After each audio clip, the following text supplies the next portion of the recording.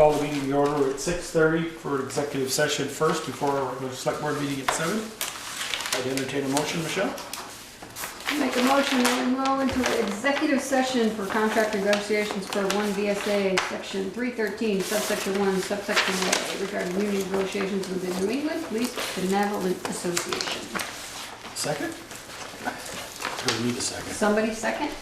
Second. There's a motion and a second. All in favor? Any discussion? Hearing none, all in favor say aye. Aye. Okay. You check it. Okay, we'll get started here. Sorry for the delay. We had. We do. There's 4. I'll be chairing the meeting tonight. Peter is in sunny Florida, relaxing. So we've been through number 2 of the executive session. So public forum. This is an opportunity for citizens to briefly share comments and concerns with the board about matters that are not on the agenda. Up to 5 minutes for each topic. A topic requiring more than 5 minutes should be scheduled for future agenda. And I will call the meeting to order out of executive session with one addition and one deleted item. We're going to add, we have a firefighter that's resigning, and we'll be adding that under regular business, and we'll slip that in under 4A. Yeah. 4A. 554. B4. Oh, yeah. Okay, yep, and we'll add that one in also. And then 4-1, Brian Leclerc and Troy Purdy will not be here tonight, so we'll discontinue that for another meeting. So, anybody got anything to say that's not on the agenda, stuff that's not on the agenda for tonight? Yeah, Bruce.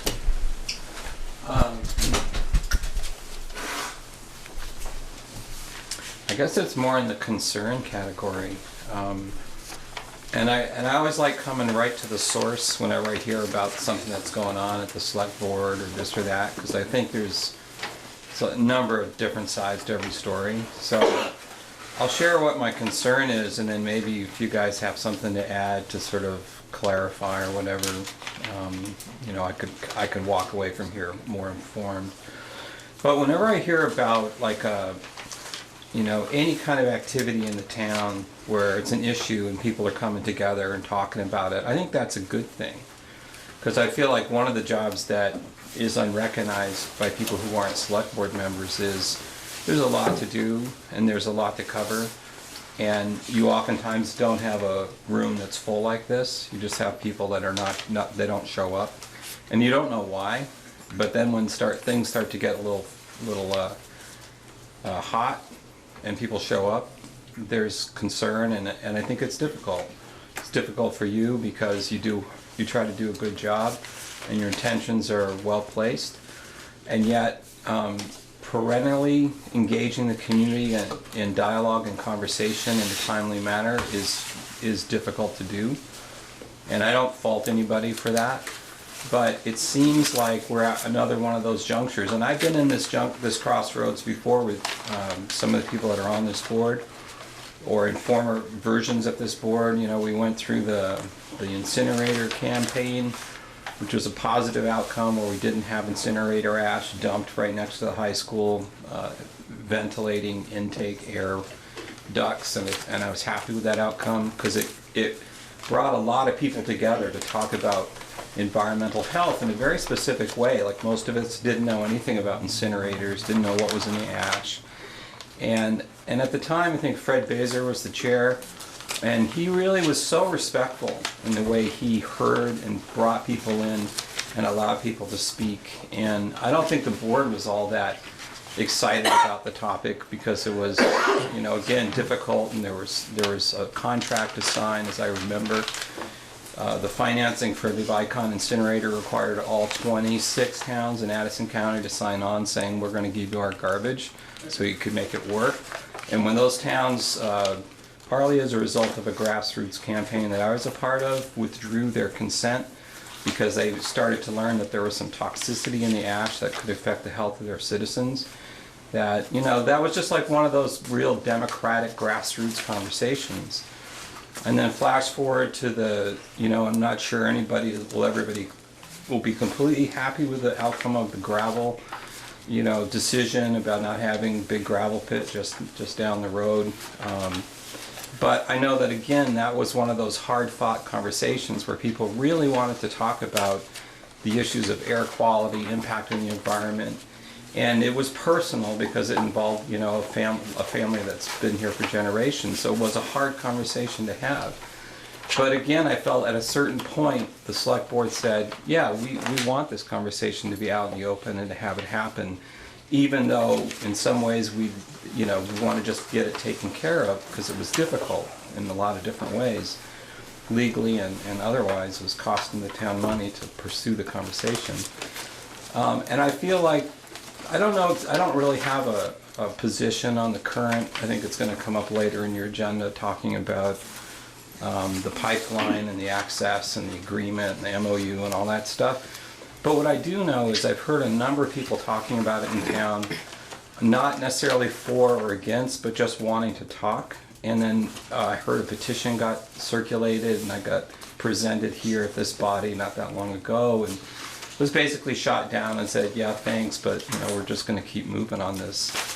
And I don't have enough information to say, hey, I wish you guys would do this or do that. But I do see what happens in this community every so often in cycles, which is people are busy and they don't get involved like they should, and then something comes up and now they want to be involved, and then people get defensive. And sometimes people get in a position where they feel like to listen would be a sign of admitting inefficiency or weakness. And some people feel like they're not heard, and that puts a bad taste in their mouth for the next time there's a community issue that needs to come up. And so I'm just here to say I support dialogue. And I've seen it happen in some very specific good ways in this community. But if we're at another one of those crossroads where timing is off, people got their back up about, geez, where were you like 5 years ago or something like that. I would just say it's never too late to. It's never get to a point and let's yeah, wrap it it's up. never too late. Please, because other people. Yeah, want to it's speak. never too late to listen, and listening is not a sign of weakness; it's a sign of strength in any problem-solving process. And I think there may be a number of people here who want to, be listened to. So I just encourage the board to continue that tradition of listening, and then also listening to yourselves about what's the right thing to do. Thank you. Anyone else? Okay. There's a sign up, There's a sign- clipboard going yeah, around. yeah, so yeah. hopefully Sign in, you can please. see that.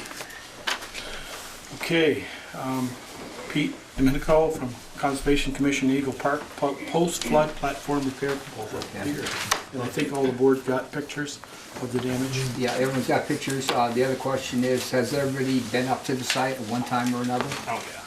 Yeah. The reason I asked, there's a lot of people live in this town and don't even know where it is. Never mind, been up to there. I Okay. have not been up there. I know where it is. Okay, I've that's been good. down there. Well, I strongly urge you to go up there, okay? Because it's important to visualize what the damage is up there, other than me just talk about it. Right. Because it's involved a little bit. So I'm here representing the Conservation Commission, and I was the one who spearheaded this UFP. It's called Universal Fishing Platform. It was about a $68,000 project. And, there was a lot of legwork, historic, EIS and everything else, tons of work. So we got it done, and in July 2011, the ramp was completed, and on that Monday I wanted to put the platform in. Well, Tropical Storm Irene paid a visit Friday night. I was just beside myself because I put so much time in it. Long story short, it took out the ramp. And in the cubic feet per second of that Tropical Storm Irene was 17,700. That's over a 100-year event. It's actually a 200-year event. And then the biggest event we've had on this river was 1998, it was 21,700. That's a 500-year event. That used to be, 500-year event, but so trust me, with global warming and everything, these numbers are changing as we speak. So we've had issues with the ramp, a little bit of washout here and there, so decided to put a little cement into the gravel mix, and so the lower rivulets of water weren't scouring out the ramp itself. But we've had 2 flood events during the last 6 months. that basically have done severe damage. And the magic number up there is about 6,200 CFS. I watch it. If anyone really wants to watch it, you can go on the gauging station in New Haven River and you'll find out what the gauging station is. 6,200, it gets on top of it. We had one with a flood event last summer, and then we had this ice out event this spring. Some of the pictures we sent you, I mean, the Conservation Commission has done all the fixes, and that last fix, and I want to thank Peaker once again, the Conservation Commission, thank you for donating the gravel. We did that process through the email. That we will no longer do emails and do work on that platform. Everything needs to be conducted up front. We'll have a better result. And so it's become problematic, unfortunately. So we wound up mixing a little bit of. We had Craig Brown came up with his, I guess, a little whatever you call it, on steroids with an arm, you know, a little thing got in there. We were able to lift it in there and drop it in there, and 4 of us did it in about 6 hours on a rainy day, with all our tools, tractors, everything. So the commission mentioned to me about this next fix. Maybe we should subcontract it out. So I've been in contact with doctors, who are the folks that actually did the design and implementation, and they're quite familiar with it. I'm going to meet with, talk with an engineer tomorrow and see what our options are to stabilize it to a certain degree. This is going to be a problematic event, so we need to do a good fix this time. And I'm thinking, and maybe the engineer will be thinking, there's several ways to fix it. One is with a grid system, then flow some concrete in there. Other one, you can put precast concrete. Now we're talking only about 20 feet, 15 to 20 feet of the ramp, down right near the platform if you look at the pictures. Yeah, okay.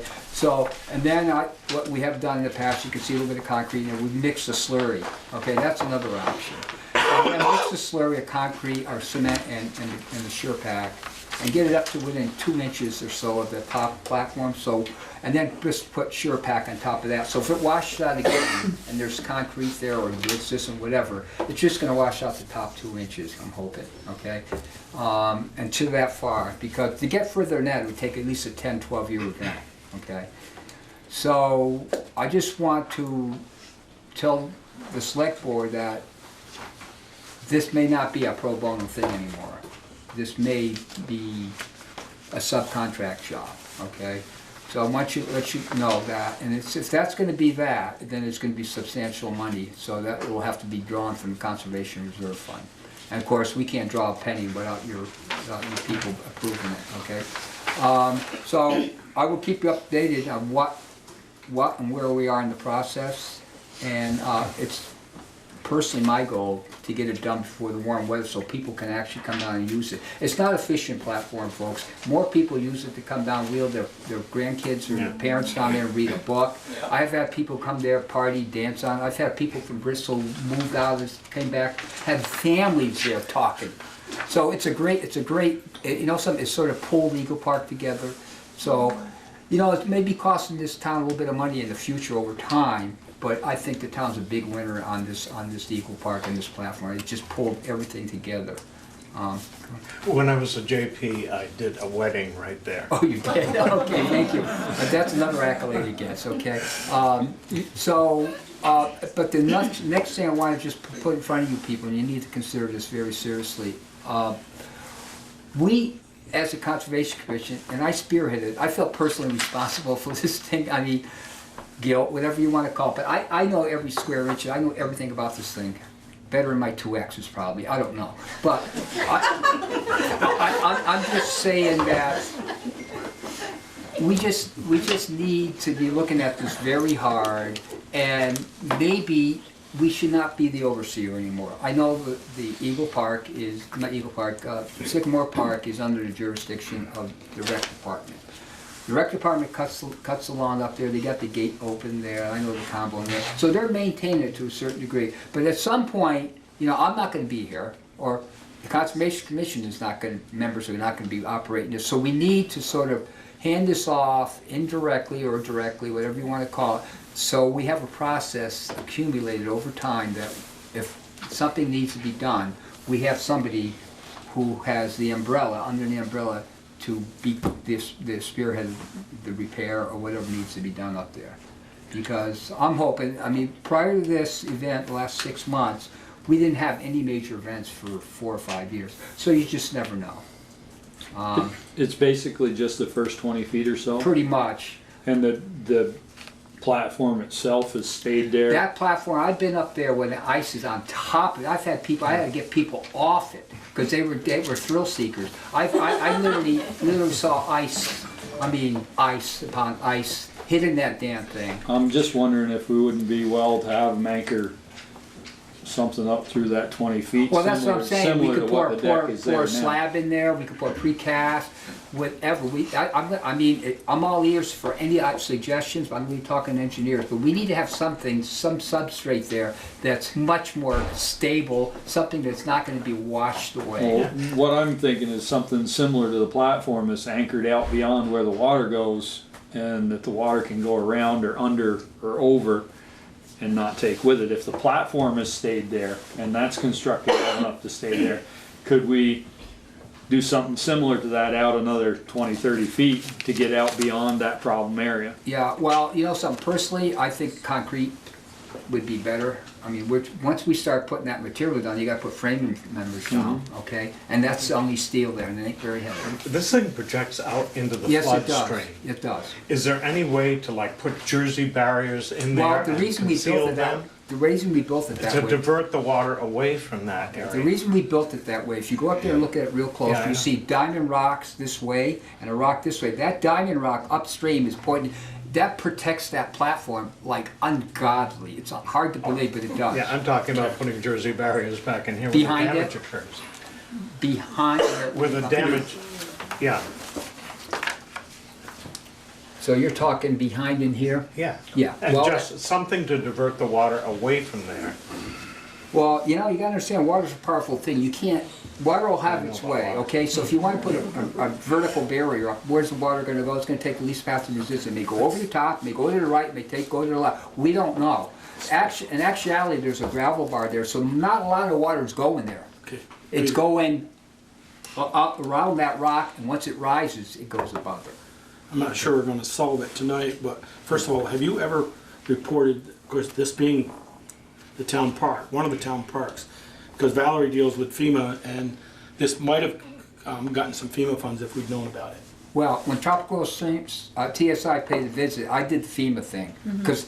Well, no, I mean the last time, just to hear me, because Well, we're getting some money Now, from FEMA the FEMA October will storm. qualify for that. The minimum damage has to be, Yeah. it's like $3,100. Yeah, right. I worked with FEMA, and they actually, with Bill Bryant, we actually pushed it pretty quickly through FEMA. It took an extra year, so it was $8,800 for that So repair. what are I you can looking tell- for the board tonight? Pardon? Peter, what are you looking for? I want the board to understand that this project is gonna need, you know, work over the future, and that we need to come up with a new fix that is better than what we've been doing.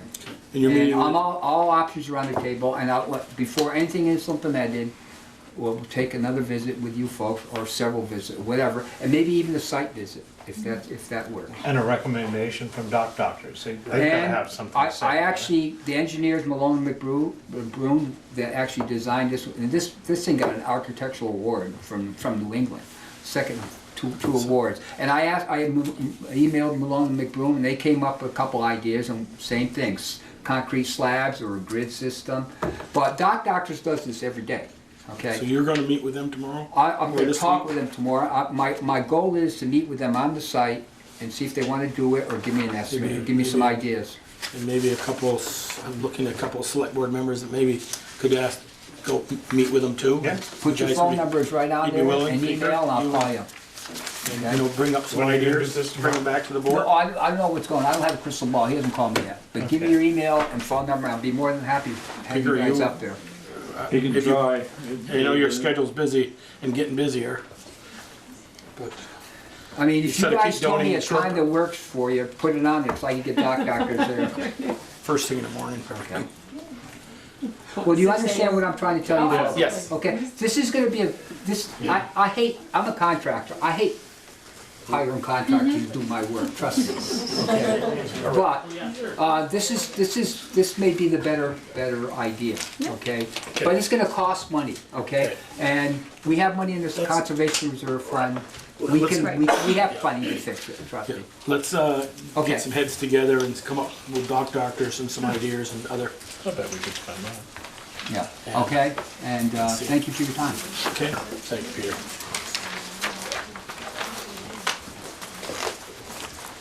Okay, regular business. Continued discussion of draft license agreement with Vermont Gas.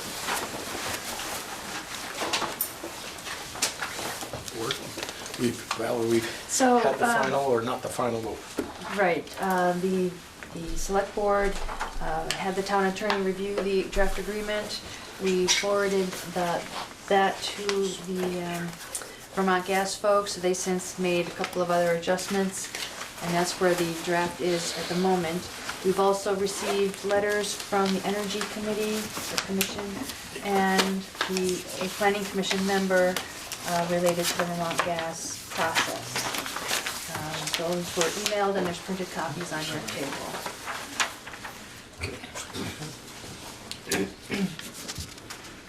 Discussion. Anybody from the board? I have a motion to make, but I'm not sure this is the time to do it. Well, if we want to discuss it, we have to have a motion, so if you want to make a motion. Okay.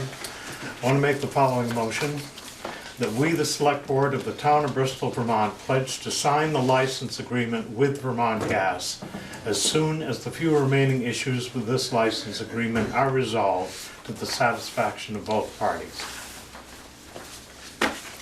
I'll second it. There's a motion and a second on the table. Any discussion from the board at this time? Anyone want to chime in? I have some comments. Okay, then I'm going to open it to the public, but All right. I'll let the board speak first. Okay, I've written this whole thing down because I wanted to get it over with quickly. I'm not that fond of the sound of my own voice. I am making this motion because we owe the town of Bristol and its residents an opportunity to have a clean burning fuels, much cleaner burning than the current popular fuels, and that is much less expensive than any fuel that is currently available to us. I can say without fear of contradiction that 4 out of 5 residents that I talk to, converse with on the telephone, or correspond with on the internet or through social media, request and even occasionally demand that the Select Board permit Vermont Gas to provide our town with natural gas. As we all know, the cost of heating a home, providing hot water, cooking, clothes drying, and so forth is onerous for a portion of our population and can be discouraging for the rest of us. A reduction in these expenses resulting from the introduction of natural gas and its attendant lower per unit cost will be a welcome change. Don't want natural gas in your home? Don't sign up for it, but don't penalize your neighbors by limiting their access. Interestingly, whether or not Bristol, Vermont allows the introduction of natural gas within its borders will have absolutely no effect on the activities of Vermont Gas and its parent corporation. They will continue to extract natural gas at the current rate or perhaps an even greater rate. Our refusal will have zero impact on their activities, and since the source of natural gas will be available to us is in Canada, there's nothing we can do about those activities anyway. We may as well take advantage of the cleaner burning aspects and lower costs of this fuel while we take on the challenge of reducing reliance on all fossil fuels and other hydrocarbons. It is my sincere hope that once we experience the savings associated with natural gas, both in the sense of environmental impact and monetarily, that some of our residents will use the cost savings to invest in cold climate heat pumps and other energy-saving devices so that they may experience an even greater savings. Objecting to the introduction of natural gas to our town because of climate change is unfair to the residents who want and need to lower fuel costs, since the impact on climate change by denying Bristol residents access to natural gas will be less than microscopic at best. So to summarize it, if somebody's going to burn natural gas, it might as well be us. Thank you. Michelle, you have anything you want to add? I know you've looked over the agreement one more time after it's been back from the town attorney. And Yeah, no, I mean, I have some questions for our town attorney once he gets back. I mean, one of the things that they changed was the clerk of the works and the amount, they Right. put a maximum, so I can. Did you find out, what we Jerry? paid Tom Burden, I don't. the hourly wage? Because I knew we had up to, so I wanted to find out what that number was to figure out, okay, $3,000, how much is that in hours? You know, if it was $40 an hour, 25, you know, it makes a difference, $25 an hour versus $40 an hour. So that was my concern, and I wanted to make sure their changing in the insurance limits was correct. I mean, the rest of the changes they had were minor, and they weren't anything that I was concerned about. Okay. Hey, Peter, you wanna? Okay, I'll open it up, and please raise your hand if you wanna speak. And Michelle, I'd ask you if you see one behind me raising their hand. Okay. Would let me know. Okay, I wanna. Hello, Tom Pollock. I'm just curious, can we propose a motion? No, no. No. No, we can't do that. Okay. Only the board can make motions in seconds. You can recommend, or you can speak still, Tom. Well, I'm sure that there are a lot of people. I'm just concerned that the voters of Bristol who are responsible enough in a moment as this with such an important decision to make, that we postpone the agreement with Vermont Gas and allow the voters, I know this has been on petition, but allow the voters to express their point of view in November. We voted that down last week. Okay. Okay, anyone else? Bruce? Just a point of information. So Ted, when you say 4 out of 5 voters that you've talked to are clearly for this, clearly, what's the total number you think you've talked to? Just a guess. I know you didn't do like a spreadsheet, but if you guessed, would they all fit in this room? Would there be much more? It would be more.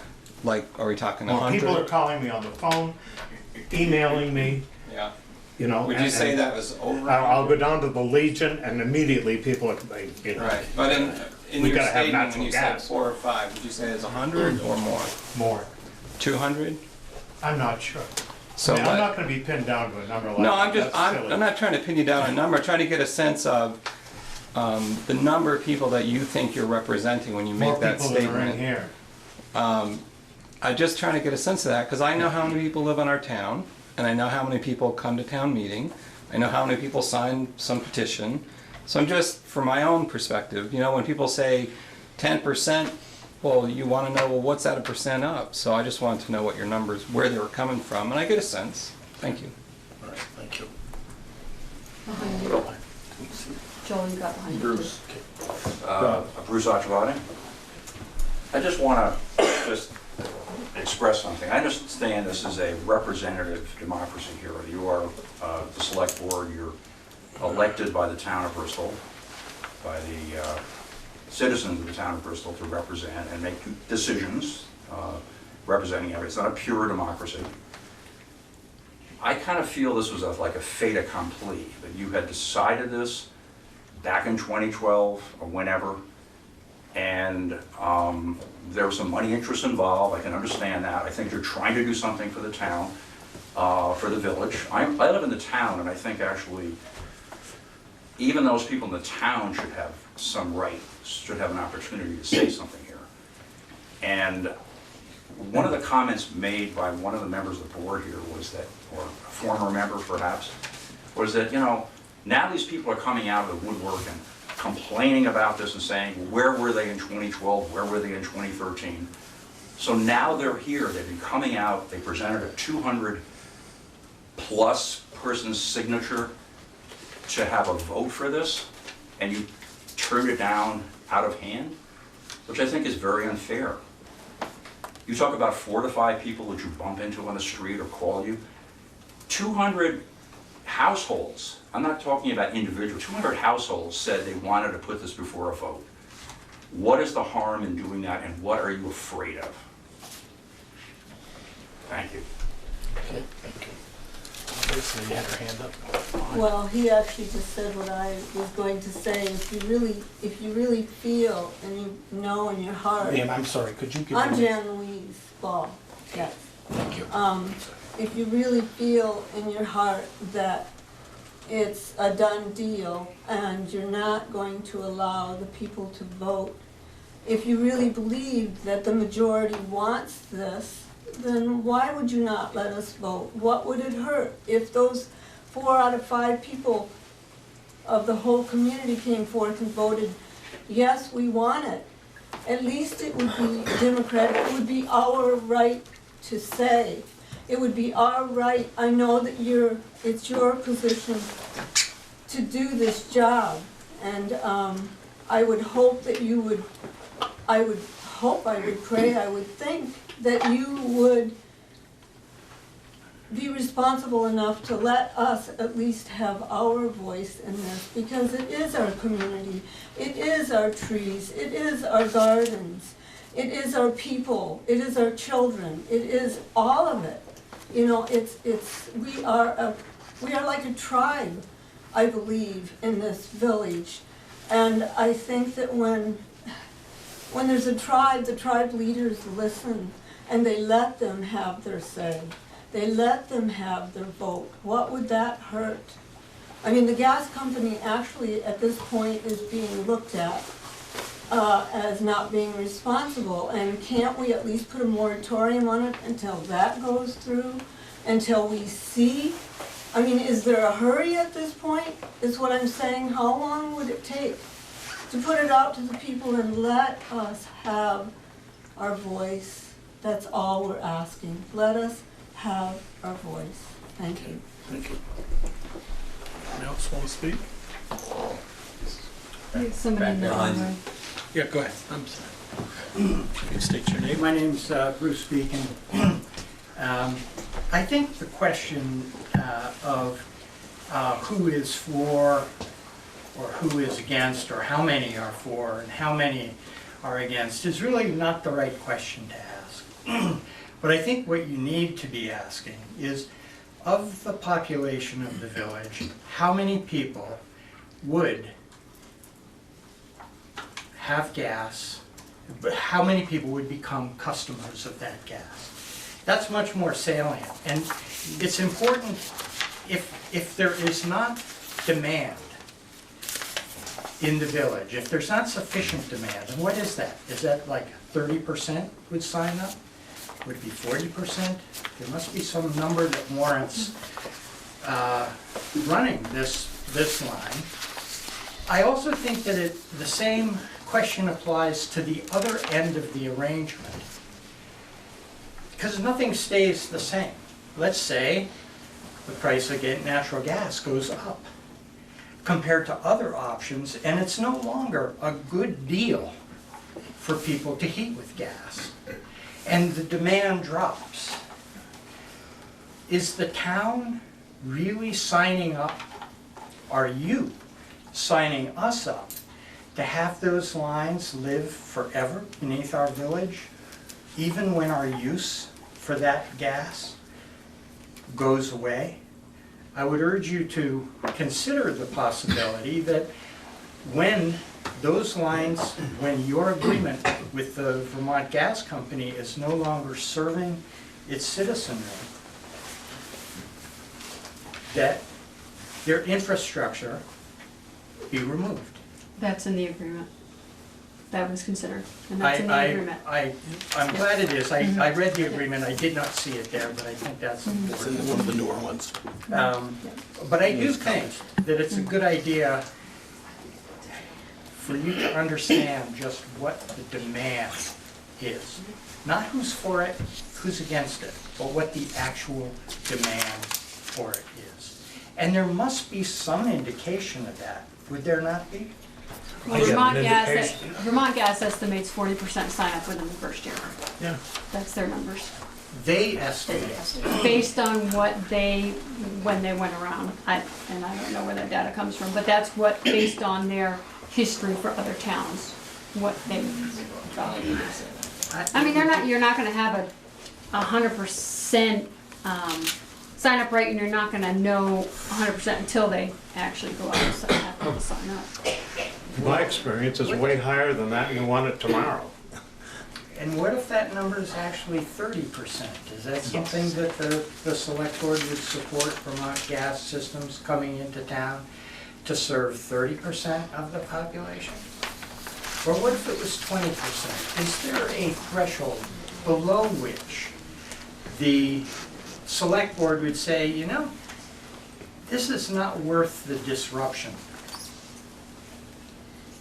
I don't know the answer to that. I'm gonna select them, but I also know Vermont Gas isn't gonna come in if they're not gonna Right, sign up a certain percentage of people. That won't be cost effective for them. I'll read you just a piece of, and I didn't do this report, but it's a very good report that's been in our selectmen packet That was from Ian. from Ian. March 25th, 2013, Town Administrator's Report. Joel wondered if the Energy Committee could look into how many people would be interested in taking advantage of natural gas if Vermont Gas comes to Bristol. Bill Bryant says he believes Vermont Gas System expects the initial year connection would be 40%.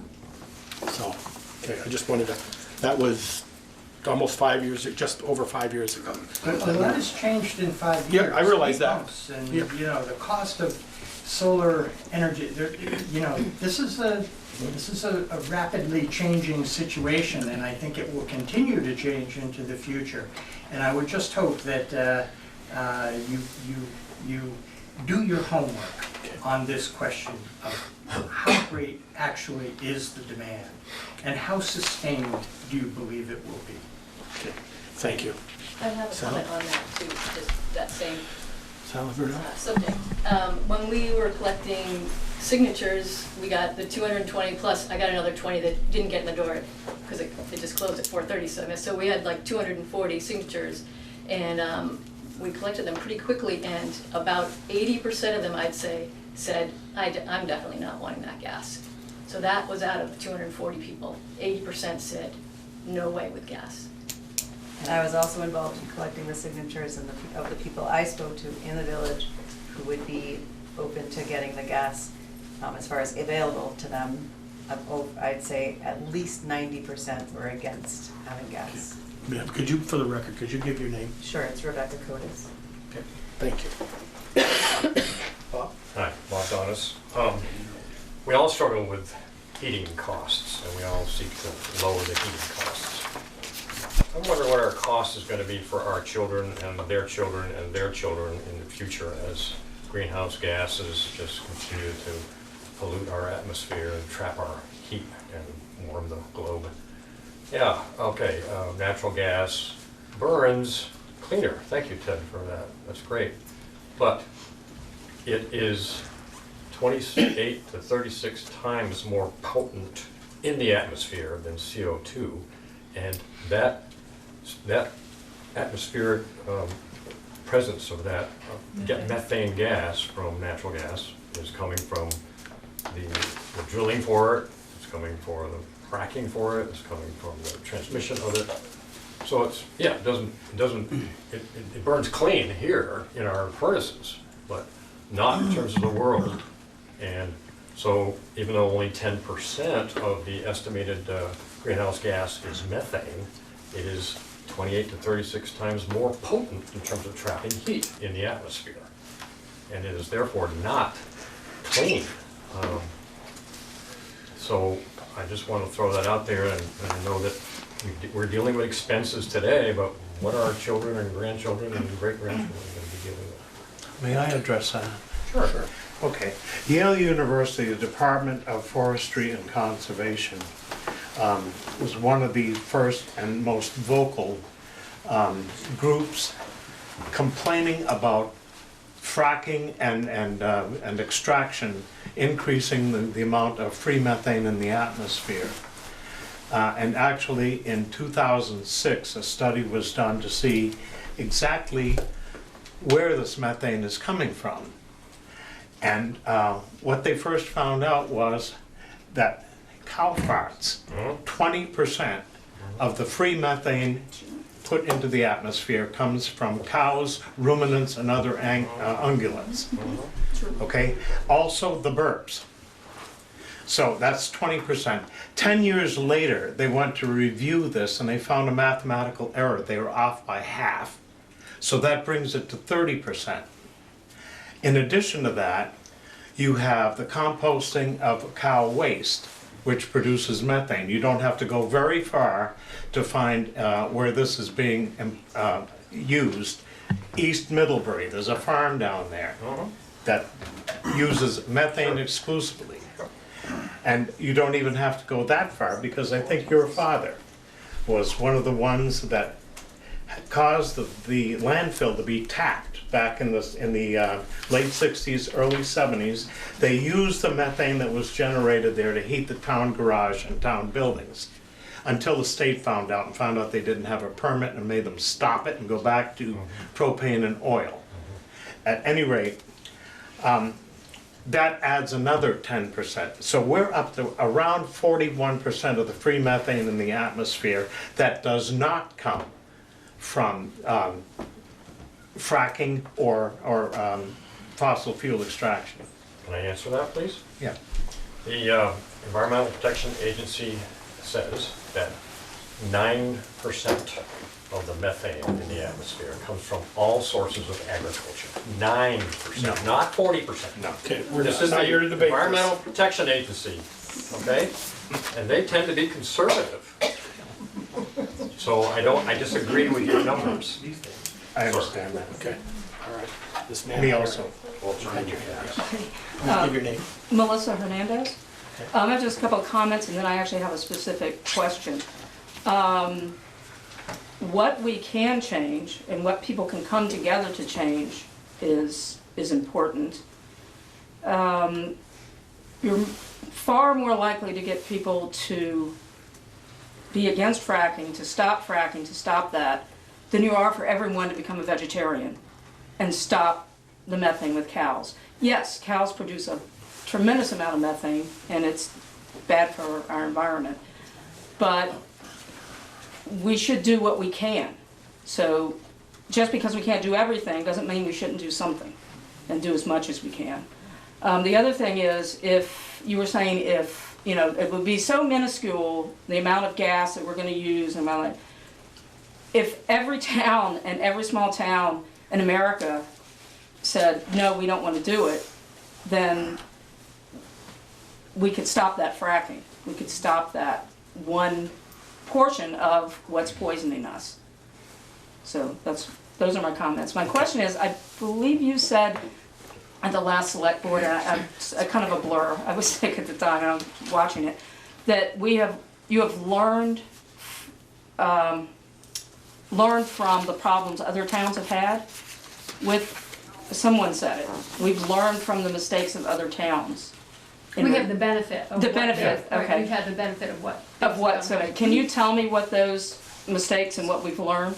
Well, I think some of the stuff that we've done with the license agreement, like having a clerk of the works put in there that they're gonna pay for so that they can monitor the installation and make sure that they're doing the things that they're done, and putting criteria in there if something should happen, that the town is not gonna be held liable, it's gonna be Vermont Gas. So the stuff to protect the town. So you're actually putting in writing Right. that they need to follow the laws and the regulations that they haven't been following. That's all part of their certificate of public good, but we're putting in there so that if somebody's there to make sure that they do follow those.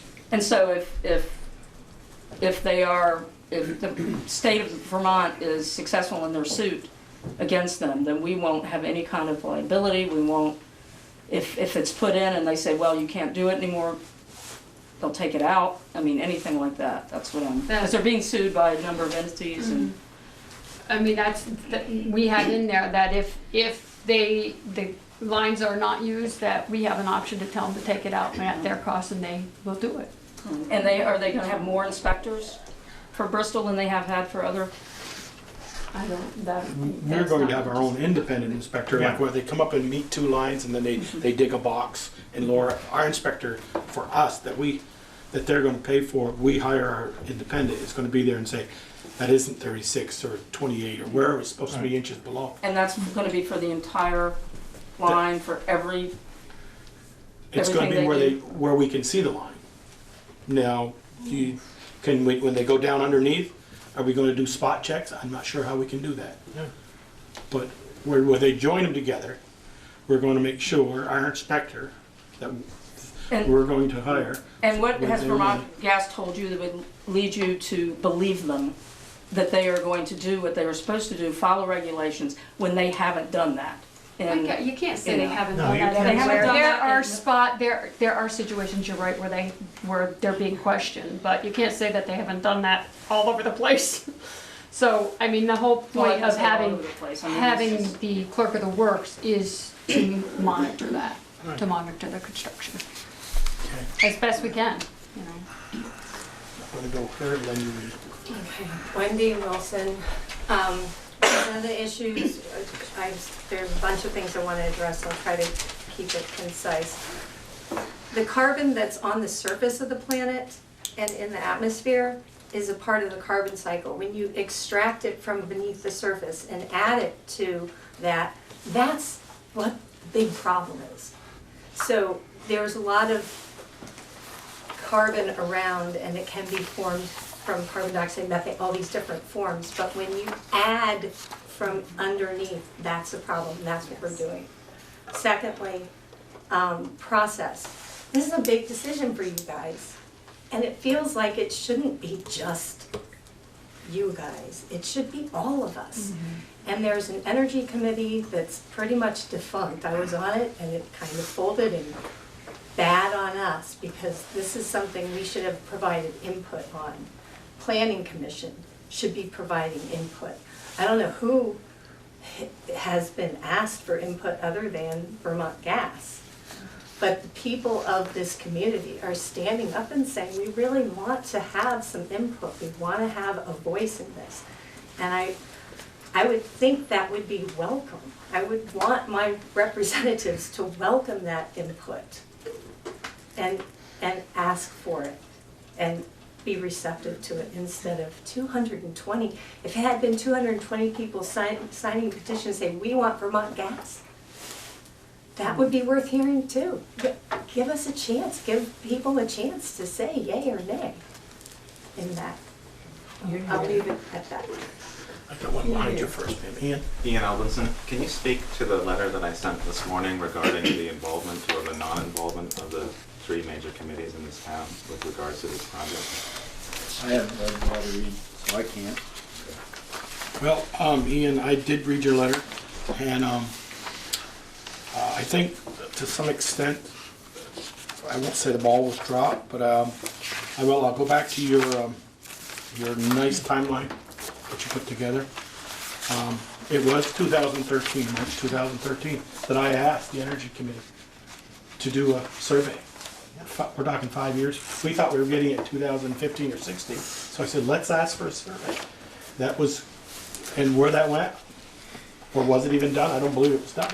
Didn't come to the energy committee. Right. I don't know that for sure, Bob. Whether you guys get the minutes of our meeting, so I'm not going to here to debate that. So another thing, I was in your letter. I think it's important to debate that. That's where the breakdown has happened. Right. If you discussing this in a roundtable discussion and then nothing happening, that's the most important thing. It's not up to the Energy Committee to look at your minutes or to watch the video to see what you talked about and then investigate things. The Select Board is supposed to charge these committees outside of the Energy Committee, which is mentioned in the town plan. Talk to the Planning Commission. Why did that never happen? I don't know. I'm going to get to that first, the Planning Commission. I'm going to deal with the energy. I don't know why it wasn't gone to the Energy Committee. I'm not going to throw our old administrators under the bus. I don't do that. That's not my way of doing things. Did it or did it not get to that? I don't know, and we don't know. You and I don't know. I mean, it because obviously, you weren't on the Energy Committee at the time. Bob was, I believe he was. and I've talked to Bob, and he has no memory of that happening. I've looked through minutes. I've looked through it. Yep. We've searched minutes for the last 6 or 7 years, and this is what I've come up with in terms of this timeline and the discussion that happened. Right, and then here again, I don't know why it wasn't. I did ask as a select board member. I'd like to know, have a survey done. What kind of survey? For the Energy Committee to develop, was Joel wondered if the Energy Committee could look into how many people would be interested in taking an average, the advantage of natural gas if it came to Bristol. I wanted a survey done of what was going to be the district. But you still like it? Probably would. Probably would. I'd like to knock on every door. No, we don't have to do it that way anymore. You have technology that can make it a lot, I mean, you can do it both. But Joel, did you notice it didn't get done? Of all this paper I see, No, Bruce, but if you notice it didn't get done, but you wanted it to happen. I probably should have spoken up again. Yes, No, it you're seems right. like the buck stops with you. I mean, you have committees, but you're in charge, right? Right. So if you didn't get the answer you needed to make your decision, to inform your decision, I don't think you can blame it back No, on whoever. there's no blame here. No, not Just- blame, but I'm saying. It was asked. Like, it's important information, I think Yes. you should have it. Right. I would like to know the answer. The introduction of natural gas to the town is not a secret. It's been out there for a We're not long talking about time. secrets, Ted, we're talking about process. I And understand. if you don't have an open process think I that was invites talking. people, So, we're good. Then- wait, then hold it on. is a secret. Ted had the floor. Go ahead. Finish what you were saying. That it wasn't a secret. Everybody kind of knew about it.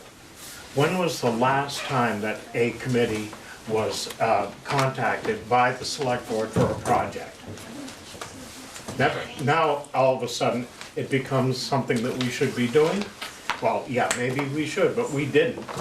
And there isn't any reason at all why this committee that is now feeling slighted couldn't have come to us and said, what's going on with the natural gas thing? I think you should just take responsibility for not taking charge of the process of making a good decision.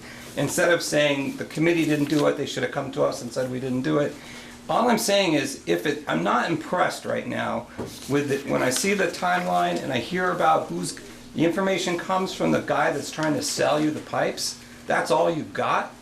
Come on, like we're consumers, we're citizens, and we trust in you to do a good job. It doesn't mean we give you carte blanche to do a job that you yourself say, yeah, I would have liked to have that information, but I never got it. We're busy, we get it, you got a lot to do, but this is a comma, this is a pause. When you see this many people show up, and maybe there's an equal number that will show up and say exactly like what's taking you so long, but they're not here.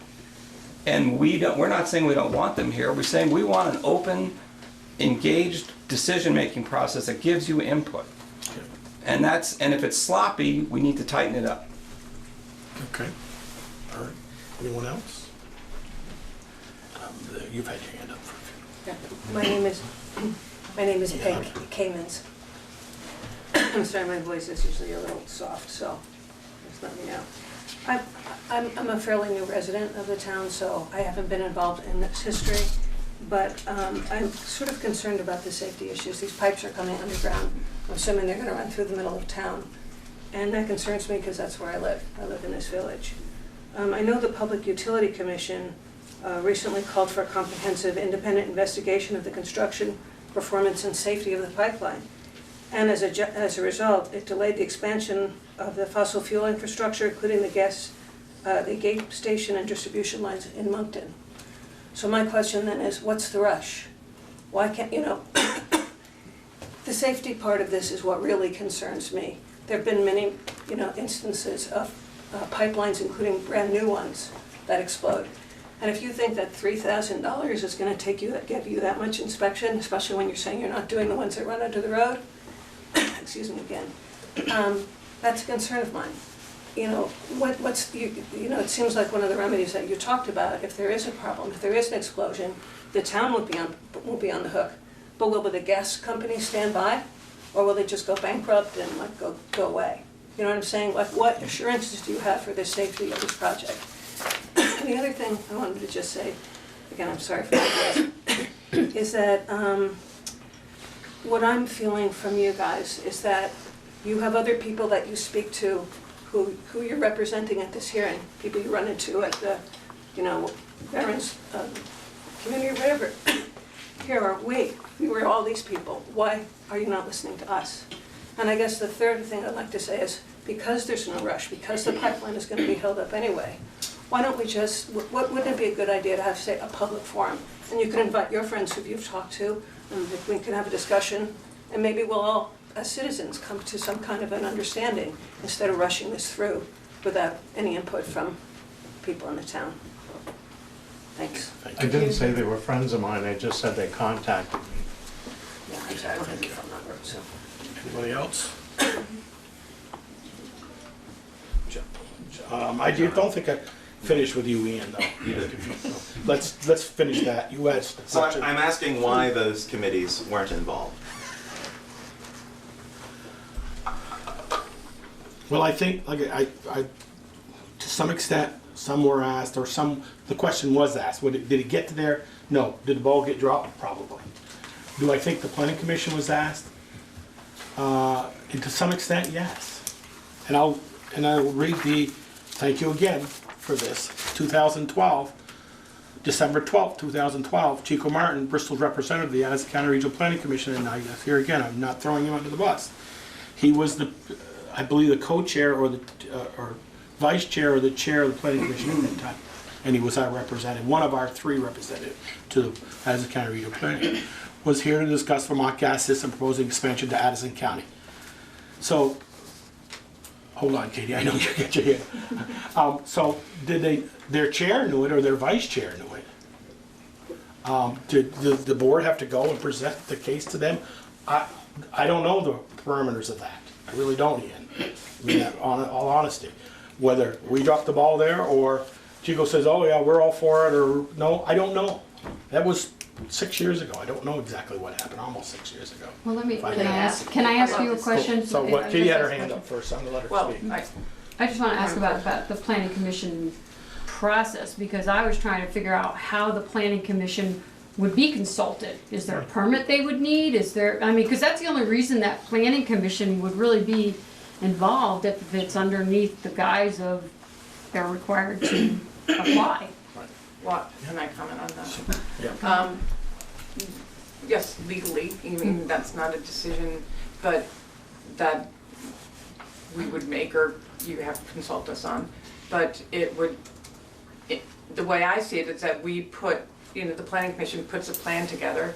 We set up goals and objectives and tasks, and then that plan is approved by the select board, approved by the town.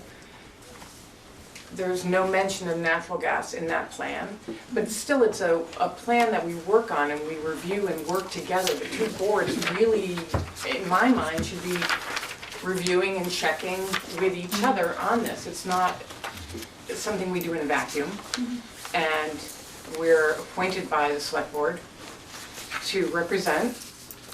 You're elected by the community, and then we are appointed by you, and in order to work these things out to help you plan.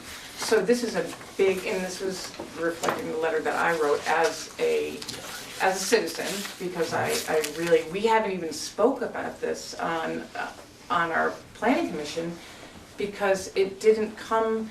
We were never asked to discuss it, and we also have members that would have to recuse themselves, so we don't have a unified position on it. And that has, so I'm sort of jumping around a little bit, but it's putting myself and other members sort of in an awkward situation, because we're in limbo a little bit. And along with, my sentiment is that it just needs to be a more collaborative process on certain big issues. I mean, obviously, Ted, we're not asking everything you do to be, passed through the planning commission to make sure it's okay. But there are big issues that I think everybody in town will be concerned with, and it's helpful to have the collaboration. I think so.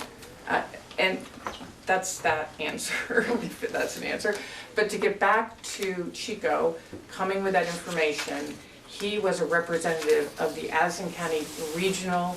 He came as a representative for the Addison County Regional Planning Commission. He, yes, was the chair, I believe, at that time of the Planning Commission, but that never came back to our board, our Bristol Planning Commission, for discussion. He just brought that information to the select board, and that's... Because regional planning had a memorandum of understanding with Vermont Gas Yeah. to service all all the Well, time. I understand that. I was surprised that that was never then because his view must have been that it did not need to come to the planning commission. So, as you said, it's not legally, but just to reiterate, I think that the collaboration on these big issues can only be helpful in terms of working out. Thank you, Kate. Anyone else? Ian? Is there any reason why that collaboration can't start right now with those boards? I'm not sure. We had a vote 2 weeks ago not to accept the petition. Okay. So that has been voted. But that's different. Excuse me? That was a different thing. That was a This is public. with your town departments, with the Planning Commission, with the Bristol Energy Committee, and the Conservation Commission, and with any other department that needs to be involved with this process. It seems like this decision is being made in a vacuum by 5 or 6 people, when it should be a much larger discussion with town departments, departments that are tasked to look at things just like this. You know, that's why I did the timeline. I was just interested myself to see what had happened over those years. And I know it's a long time. Thank you for it. And It's a lot very good of things happen. And I can see the difficulty in handling a project like this. And to talk about my second point in my letter is that, you know, Ted talks about it being out there, everyone knows about it. If you search the meetings, that's not what it shows. I didn't say it was out there because of the meetings. Public meetings with public minutes and it doesn't show Yeah. up. I'm talking What's your about- point? Pardon? What's your point? My point is that people talk outside of the meetings. But we're talking to you as a representative, I Ted, understand. not as a citizen that we see on the street. I understand. And I think Ian's point is, you know, if we can't find it in the minutes that there was that kind of collaboration that you were just talking about, and we have it's a complex project, and you have citizens that want to weigh in, and I would say the people who aren't here tonight probably have good ideas to contribute to a complex decision-making process. I think we need everybody in the room. I think this is a big one. You know, you may not think it's a big one, but I think enough people in this room think it's big. And it's not in a vacuum, it's tied to what's happening in other towns. And contracts are only as good as the people that sign them. I think you guys are good people, but I'm not so sure about Vermont Gas. So is there an answer to Ian's question, or you just don't know, or? I would have to, we'd have to discuss it and get with our town attorney. I don't know the answer to that, honestly. I'm not gonna fire off an answer, just fire off an answer. Right, no, I mean, but it's. I don't know. Yeah, I but you just wouldn't don't want to know. sign that document until you had an answer to that, would you? Seems Uh, premature. I'd want to at least know the answer. I'd want our town attorney to, you know, we've got some, we had from another attorney that it was both ways. You know, legally, we did the right thing, not the right thing. Legally, we did what we did was right, or we could do that. And then, but to weigh on the voters, we could have actually acted on that petition and let the voters vote. But independent of the petition, the idea of going through the process of talking to the planning commission and those other, the energy and conservation, if you're uncertain whether that was required, why not check before you take the vote? I don't understand the haste for the vote, especially given the decision by the Public Utilities Commission, which stopped the pipeline. No, it doesn't. From what it said, stopped. That's They did not. Moncton's, their pipeline is coming from New Haven, But it's doesn't already that on its concern you a way. little bit?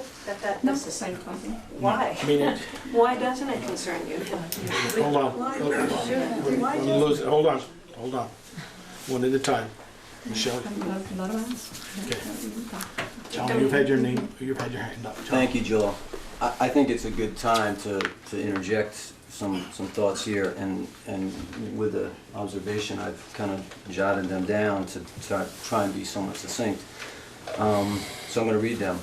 I'd like to share with you some new and pertinent information that should have bearing on the town's decisions in dealings with Vermont Gas Systems and the consideration of a license agreement for a distribution line in the village.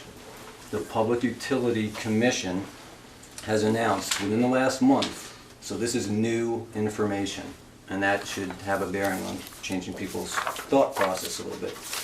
That there will now be a full investigation into the methods and practices of the construction of the 41-mile pipeline to determine whether it is safe or not. And Vermont Gas consequently will submit to an independent inspection. So this is a major health and safety concern that the Public Utility Commission has decided they're going to have a review of the whole pipeline and an independent inspection. So I think it is also important to know that the Moncton Select Board, and some of this has been touched on, voted unanimously for a stay on further construction of the proposed gate station in their town. So they're saying they question whether they should proceed with a company and a review of this whole pipeline. There's no need to proceed further to check on that until that inspection is done. So proposed gate station in their town, and will revisit the topic upon the conclusion of the findings of the inspection. So they're going to wait until they hear the results. Since the Bristol Select Board has denied the petition for a public vote following an opportunity which could have allowed the citizenry to become better informed on the issues, this is a second chance to slow down this process and try and understand it better. I believe it is the Select Board's utmost duty to protect the health and safety of its citizenry.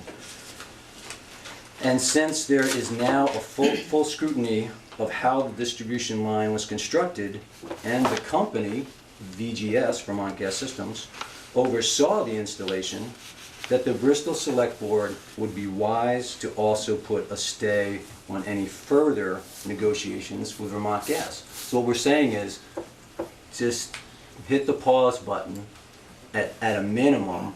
I also think it would be certainly wise to put it out to a town-wide vote, but let me continue further. So then you could revisit this matter once the Public Utility Commission comes out with their findings on the pipeline. So, in conclusion, I think that there's just a lot of assumptions by virtue of all of the discussion that's going on in this room. I think that it could be a consideration, because I've sat on boards before where a motion such as Ted's that's on the table now could be withdrawn. I think it would take great courage to do that. And I think it would be wise, given the safety concerns and health concerns, that this whole pipeline and the company that has overseen the construction is under review. It's a win-win situation. It takes a certain amount of the pressure out of your hands. It makes the democratic process very strong and robust to go ahead and have a certain amount of discussion that you can set a timeline of when that vote could occur, or you can just simply say, you know what, we will delay this decision. This is new information. It's very relevant, and new information has a chance to change people's thinking. Governor Phil Scott, very strong, adamant advocate of the Second Amendment, has come out very vocally and said, I've just felt this way all along, and now I have some new information that I have to go ahead and rethink this. Really soul search. That's what the job entails. It's the public safety and health of this community. And I really think it's a win-win situation. It's serving democracy. It's giving a chance for people to go ahead and have the discussion that is taking place in this room. And when you have a vote, you end up having people feel like their voices were heard, and everybody can kind of move forward. And then you say, all right, maybe I don't accept the outcome of that vote. And by the way, it's a non-binding vote, right? So the power still lies with you. And that's the trust that we put in your board, that you're going to go ahead and be representatives of the people. Yes, you got voted in. There was trust to say, you can handle these decisions, and you have a lot on your plate. But you know what? there still has to be that dialogue, that listening, that willingness to go ahead and extend yourselves and be ready to go ahead and engage the process. And that's what's being asked now. And that's a win-win situation. And I'm always going to go ahead and find that win-win situation every chance I get, because that's the best solution. Thank you. Thank you. Here, here.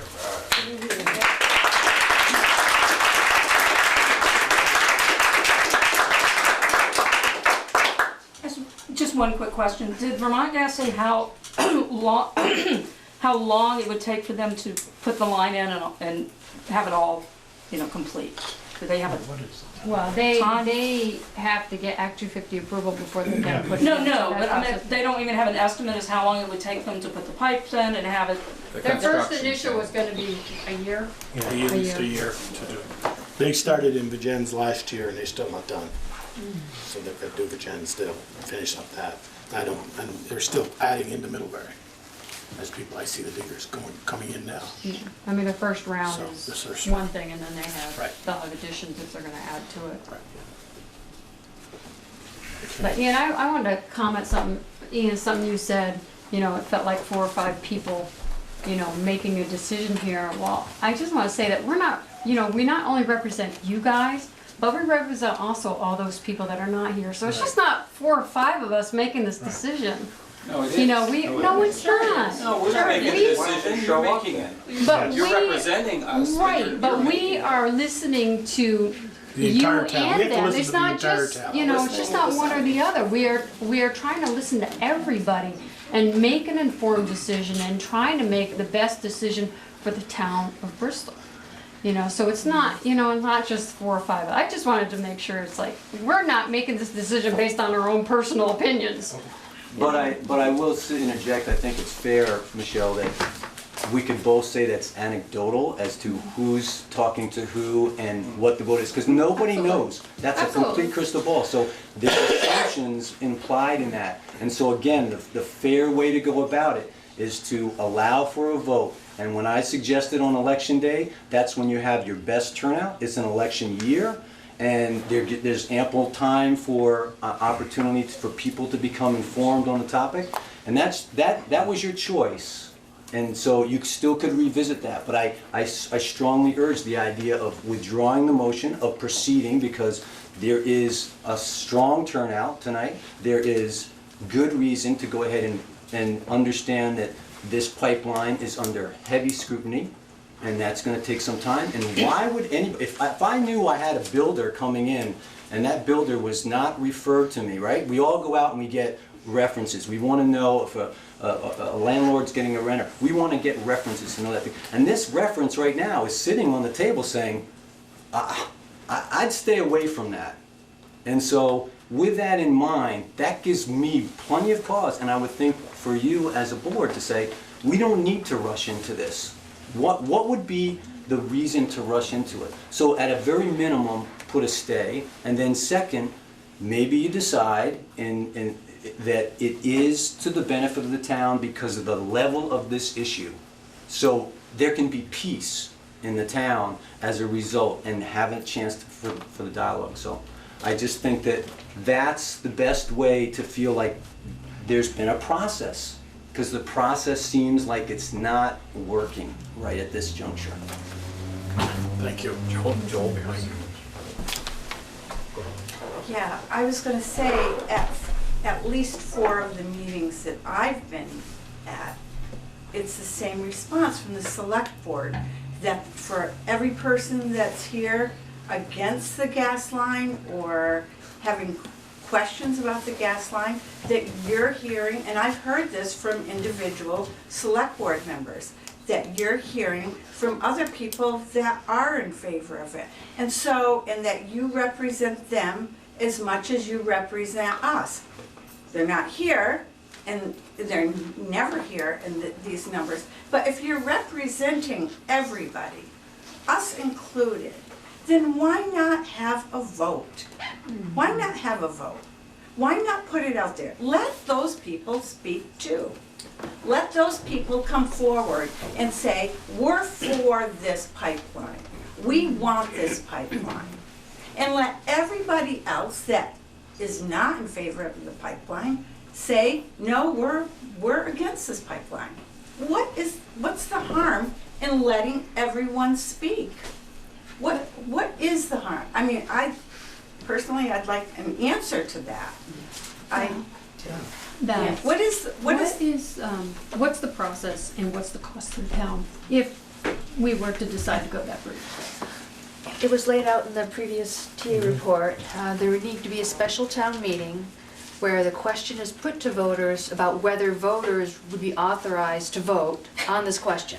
It's a two-part process. It's a two-part Right, I know process. it's a two-part process. Right, and then the outcome of that vote, which is probably going, well, I don't know, it could be yes or no. Because once the voters vote on that question, they have to vote on that question that way going forward on all future questions of the same thing. Now, the question can be broad or it can be very specific, so I think we can manage that so that we're not, anyway, we can decide how the question should be worded. But then, after that, then it would need to be warned for the November election. So the special meeting and the special vote would cost the town, election officers and all that The stuff. 7 a.m. to 7 p.m., 7 p.m. 30-day notice. How much would that be? What would you estimate? I don't know. How much has it been in the past? I don't have that experience. I was thinking $1,500. $1,500 to $3,000, and I can't remember what, I think we had this conversation with Jen at one point. The notice would have to be in the paper, I Right. think 3 times. Has this ever happened before? Right, well, the school board has done their special votes, so that's why I was thinking about $1,500 to $3,000 was in that price range. So that kind of an issue. Because the school town board- has to put the vote on. Right, so that issue was the last time that a special town meeting was held in A order special to vote. get Well, no, we something didn't on have the- we didn't have a meeting. We didn't have the special meeting. I'm just talking about the actual vote And actually, itself, not the meeting. I'm correcting myself because the special town meeting would have to be a floor vote because it's not an Australian ballot item yet. So this would be a special town meeting from the floor. So it wouldn't require the 7 a.m. to 7 p.m. Not on the special meeting Right, itself. right. But, right. But I think we have, to me, there's two things separately. One is to have it on election day, and that's already a vote that's existing, so there's no cost to the Right, town. but right. we have to have a special town meeting in order to put it on a ballot for that day. Oh, that's a requirement. And for the town to say, Required. yes, we can vote Right. on this question. You know, town meeting, it always comes up to decide all things by Australian ballot the following day. Yeah. So we have to follow that same process if we want to put something on the ballot I for see. November. Okay, thank you. I think the cost of the vote itself Self. wouldn't be, Right. It I will was relate thinking, to I the was thinking ballot. actual vote. I just did the numbers real quick, and it was probably about $1,000 for 6 people for 12 hours. Yeah, but we don't even, it's a floor vote, so we won't even Right. have If you that. have- It could be an hour-long meeting. Right, could be an hour long. Okay. So is Oh, it hold on. possible to have it on the vote? The girl behind you. Go ahead. Hi, I'm Molly Funk. I'm 17. I'm a student at Mount Abraham. I am the leader of the Environmental Action Group at Mount Abraham. I've been pretty active in environmental issues, and I actually had not heard about the pipeline issue until very recently. And I feel a little blindsided by that, and I think a lot of students and young people feel that way, that we do not feel that we were aware of this issue and had been consulted in what's really has a lot of bearing in our future. We're going to be on this planet the longest. Potentially a lot of us will be in Bristol the longest, and I think it is worth your time to maybe take a pause on this, maybe spend a little money to invest in our future in this town. Thank you. Okay, thank you.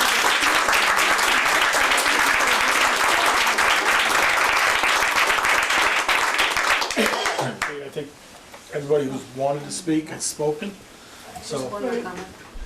You know, I think what's really, one thing that I'm noticing is that the people who aren't here don't get to listen to the people who are here. And I think that's a problem. I think that it's really a problem when two sides of an issue don't get to talk to each other to realize that there's probably, they have some common concerns. I understand that the energy costs are super high. Not everybody can go out and buy a heat pump tomorrow. But I also think that if it's just energy savings people are worried about, and not and they're unaware of the dangers of having the pipeline underground, you know, maybe if they knew what the dangers were, they would reconsider whether or not they wanted the pipeline. What are those dangers? What? What are those dangers? The dangers of pipelines exploding or leaking gas. Does that happen a lot? It does, actually. Where? You should, if you want. We're getting a little bit It off. happens quite I've seen it frequently. happen. I would be very happy to give you some Okay. data on it. If it's important for you to know, to decide on this motion, I would be happy to let you know. I looked it up too. Okay. Really? All right, let's try to stay on topic here. I have just a couple of comments. Is to Jono, could we hit the pause button, and I would recommend maybe the board.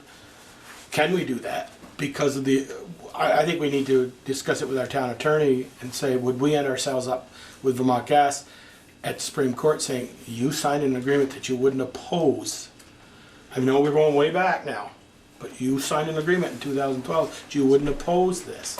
I want to hear from our town attorney that you're march right up to Montpelier to Vermont Supreme Court, because that's where you're going to head with that. Or if he said no, you can hit the pause button, then that's a discussion we can have then. I think we need to know that answer first, if we can even hit the pause button at this time. Because of the 2012 letter? Because The of the letter of 2000, support. the letter of support. Right. I'm not. But that happened without us having an, I don't understand that. How there's a lot of things happen without.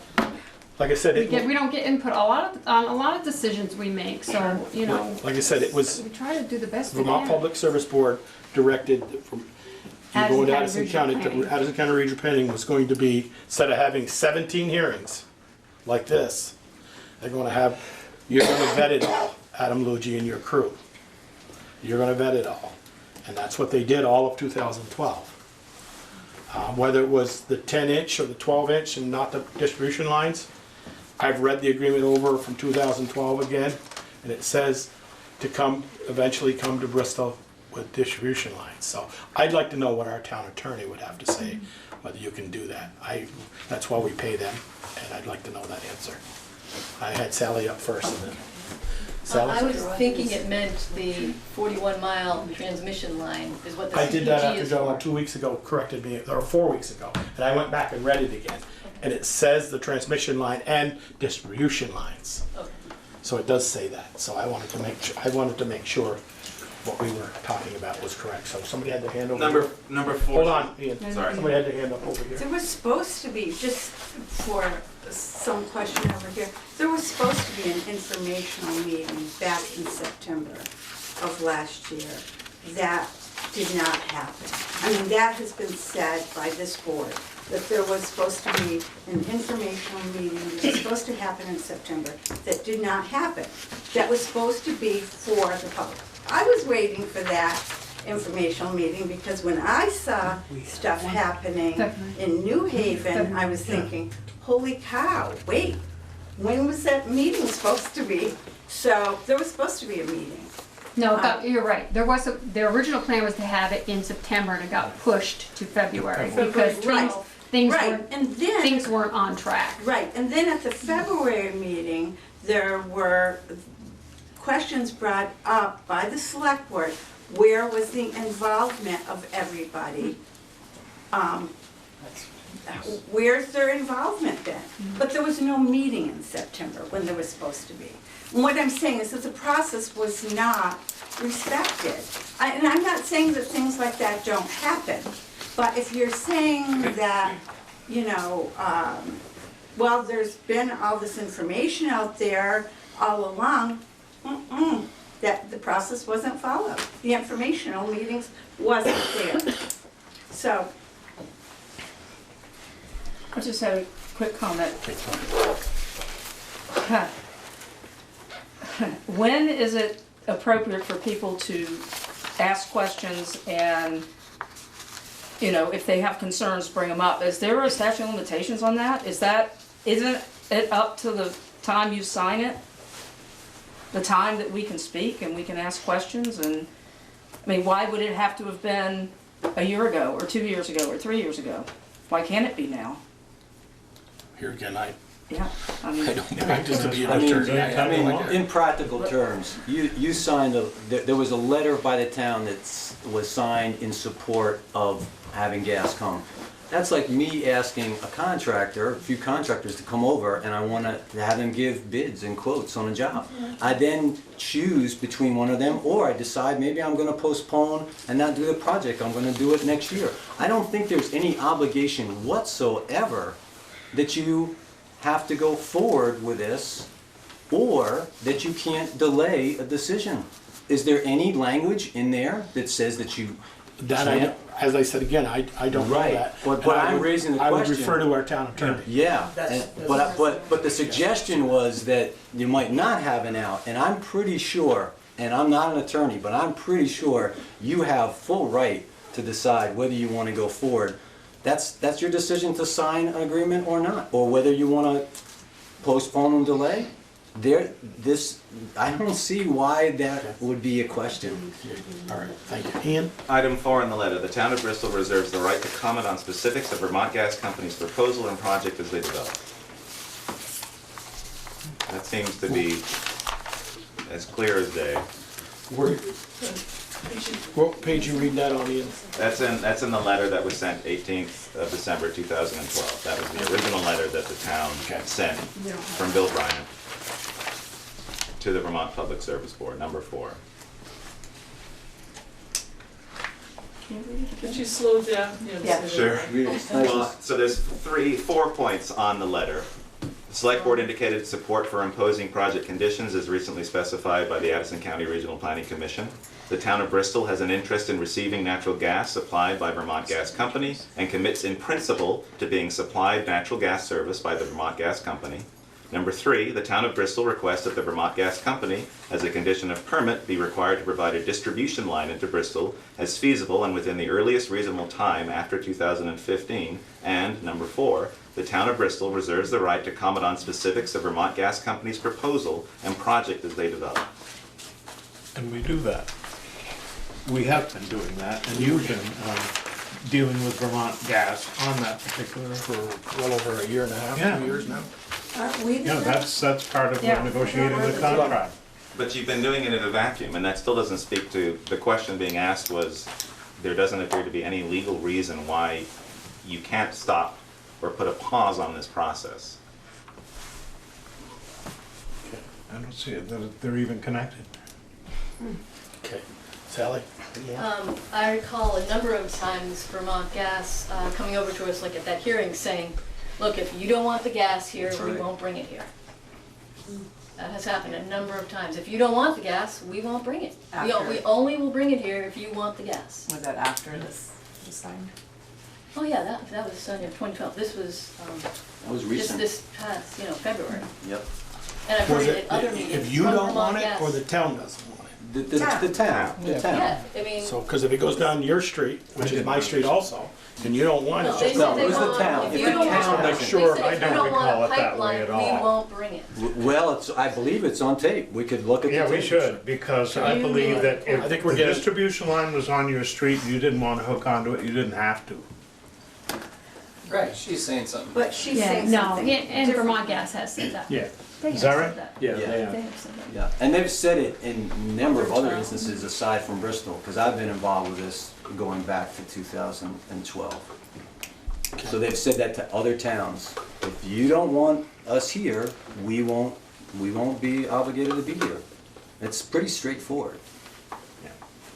And to speak to the public knowledge, which is my second point in the letter I wrote today, so out of the 33 mentions of Vermont Gas or pipeline in meeting minutes dating from the past 7 years, there were 8 mentions that were actual agenda items that you would, as a public member of the public, if you came down and looked at the board here, you would see that it was an agenda item. 6 of those have been in the last 2 years. So that shows how little discussion there's been. Every other discussion of Vermont Gas in those 33 mentions have been select board roundtables or town administrator reports. And that's something that the public wouldn't have known the contents of those reports until we have Valerie now who actually has detailed town administrator reports. So even if I was around and I had been interested in select board meetings when I moved here and was in 2012, if I came up to that board, I would not have known most of the time that a gas pipeline project would have been talked about. It would have been impossible for me to know that unless I'd gone and asked about it. Ian, did you search VGS as well? Sorry, Ted, what was that? I don't buy it. There's a newspaper, the television, the radio, and then it's out there all the time. But Not also, in the way that you hold think. on, Ian, also. If it's an agenda item, yes, you can look at that. But the item for a town administrator report is town administrator report. There's no other detail unless you attend the meeting. Now, I understand what Ian's saying. He's saying within the town of Bristol, there wasn't enough out there to find. He's not saying that Vermont Gas information wasn't out there, because that was. He's just saying like within the town of Bristol. But when I bring up, I'll go around tonight and ask for selectmen's concerns. All those are recorded in the minutes. So those 33, if some of those were selectmen's concerns, they'd have been in the next 2 weeks' minutes. They'd have been in, even whether a draft, they'd say, Joel brought up, or Peter, or Michelle brought up about, question about the gas. So you would have seen it. To say you can't see it is a little untruth. What you see was, you'll see the minutes in 2 weeks, what we want to know some answers to. Right, you have to be diligent in reading. Yes, you do. You have to be diligent to read the minutes. And that's true of a newspaper article as well. You've got to follow up yourself if you're that interested in it. Okay, but it still doesn't speak to 8 agenda items and 6 in the last 2 years. Ian, out of curiosity, did you search VGS? I searched pipeline, gas, Vermont gas. There's actually very little mention of VGS. Okay, because I know that, just for doing the notes, sometimes not always Vermont Gas is used, Right. it's VGS. Yeah, no, I did a thorough Just search. curiosity. All right. And then in regard to the public forum, there's been one, and that was this year. But to no one's blame, after 2012, this thing kind of went away, and we never thought it would ever come back. We're going, because the delays getting out of Colchester or Winooski, wherever they came from, Williston. So, and then it just, it popped up under Teresa's bailiwick, under her tenure, and then she left for greener pastures. Did it get dropped? No, but it got delayed because, we went through some hiring practices. We found a great candidate in the second round, and Valerie started in October. I'm not trying to make excuses, but you could see where it just went away for like 6 years, and we didn't know anything about it. Absolutely. 5 or 6 years. I completely understand that, but I'm saying And we're now. going, are they ever going to get here, or are they, or what's going to happen? Oh, We yeah, don't know. absolutely. And then when they do give looking us at the some timeline, you stuff can- time, you then can we'll have see a that. public hearing. But I'm saying now you have an opportunity. Right now, you have an opportunity to engage the departments that should have been consulted at the beginning of this project. And the people, and the citizens of Bristol. I mean, that's happening right now in front of you. And it needs to continue. And I want to help with that. That's why the timeline isn't criticizing you. You guys do an amazing job. Like, I want to help you do this. It's an incredibly complex process. I completely understand, and it's why I got involved with the kiosk and why I wanted to be on the communications committee, because I want to help discussion for the citizens in Bristol. I want people to be involved, and I understand your frustration when people don't come to meetings. Like, I really do. You and Jimmy sit over here, right. just That's why I about come the to two of you. meetings. It is. It's a huge amount of time. This has an opportunity for such a great outcome. Right. It really does. Okay. It sure does. Okay. Can I just ask one more question? I'm going to wrap it up here. I'm sorry. We've been about over an hour now. A reduction. Why in fuel cost. are you 100% set on this and you don't want to listen to anybody? I'm sorry, that is what I'm getting from you, is that you do not want to listen to us. You constantly keep smiling, Ted, back at Like- the Is that a crowd. bad thing? Oh, I'm gonna frown. Because you know what's going to happen. You know the select board's going to vote Let's on get it. the personal out of there. Yeah, I don't just, start. no, but I do have, that's a I legitimate know. question. No, I mean, just the comments of, there's just, ask the question, please. Yeah, I mean, why do you not want to listen to the I to am the people listening. why do you not want to listen to this portion I of am the people? listening. I mean, I am listening. This is probably the 6th time that I've heard the same people say the same things. I am listening. I'd like to ask, Doesn't mean I have to agree with it. I'd like to ask if Hold on, anybody. hold on. hold on. Anybody in the room that hasn't spoke yet? Anybody? That wants to? Or wants to speak? Okay, young lady. My name is Carolyn Dash. I'm on the Conservation Commission, but and we are another commission that wasn't asked. At least we don't believe we were over time. And I just was wondering about sort of the facts of the case, right? You know, what does this mean for maybe runoff into the New Haven, right? It's not that I think that there will be construction and that it will cause runoff or it won't, or maybe we just need information. There's just facts. There are environmental impacts and there are facts of the case I think we don't always know.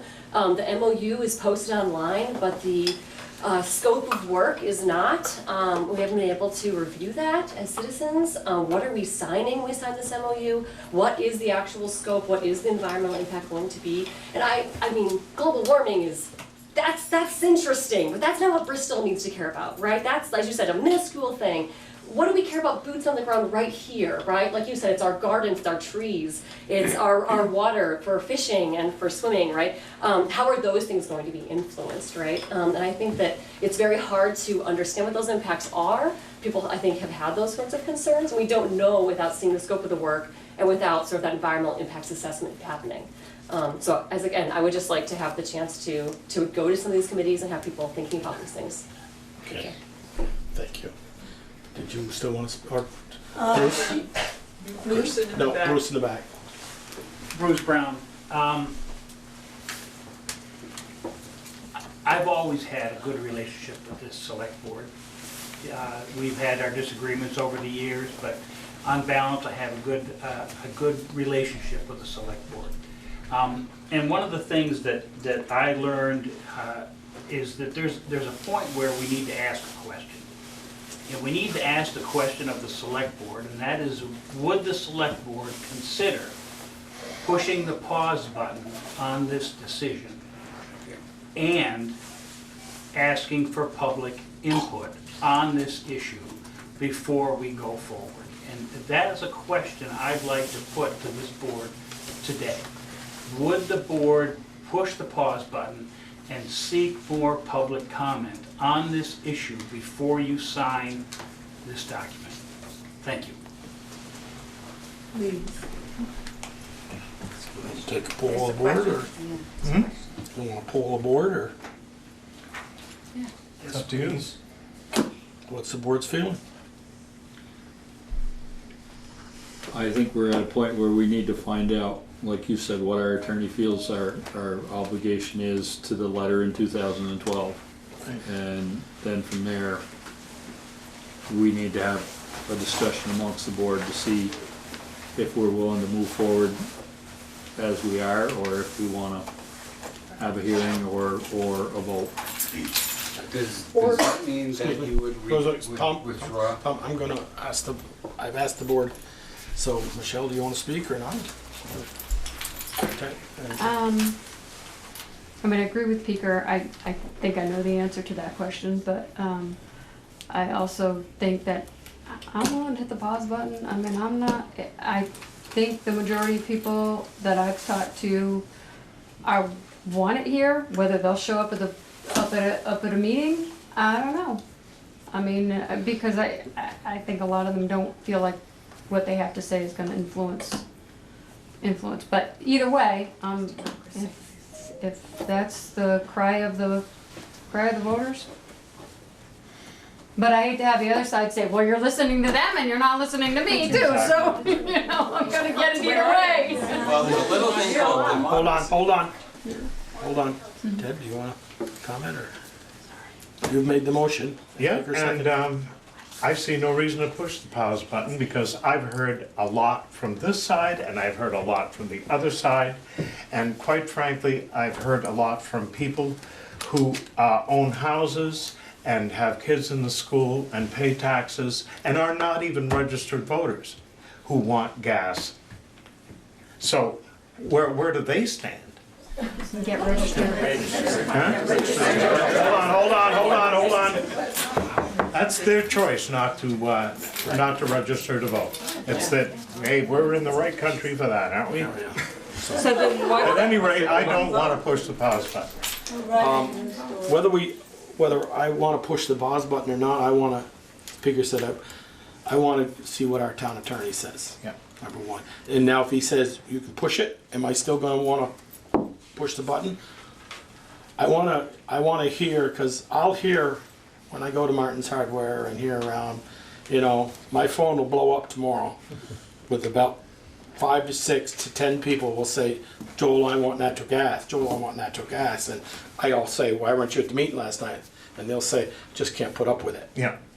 Okay, so, you know, as we said, wait a minute, hold on. I'm speaking. I gave you guys all a chance. And there's 50 in this room, but there is 2,500 voters in this town. You know, and I think Bill Sayre said it really good in February, that you don't represent just the 50 here, we represent all 2,500 of you, and I have to weigh that in. I'm not opposed to hitting the pause button if our attorney says you can do all what you want. Okay. But I want to make sure this democratic process is done right and not just weighed because I'm not going to another silly meeting. I don't want to hear that from the people who want gas. Or, you know, and that's what they tell me. You know, I got one of those signatures, I called him personally. And I said, what did you do, sign that? My brother-in-law. He goes, it got him off my porch. Got him off my porch. I had the same experience. So I'm not saying, but 200, you worked your butts off. 220 people? 240? Yeah. Yeah. But I want to hear, we put a lot of trust, wait a minute, John, we put a lot of trust in our town attorney. I want to hear what he has to say. Joel, wait a minute.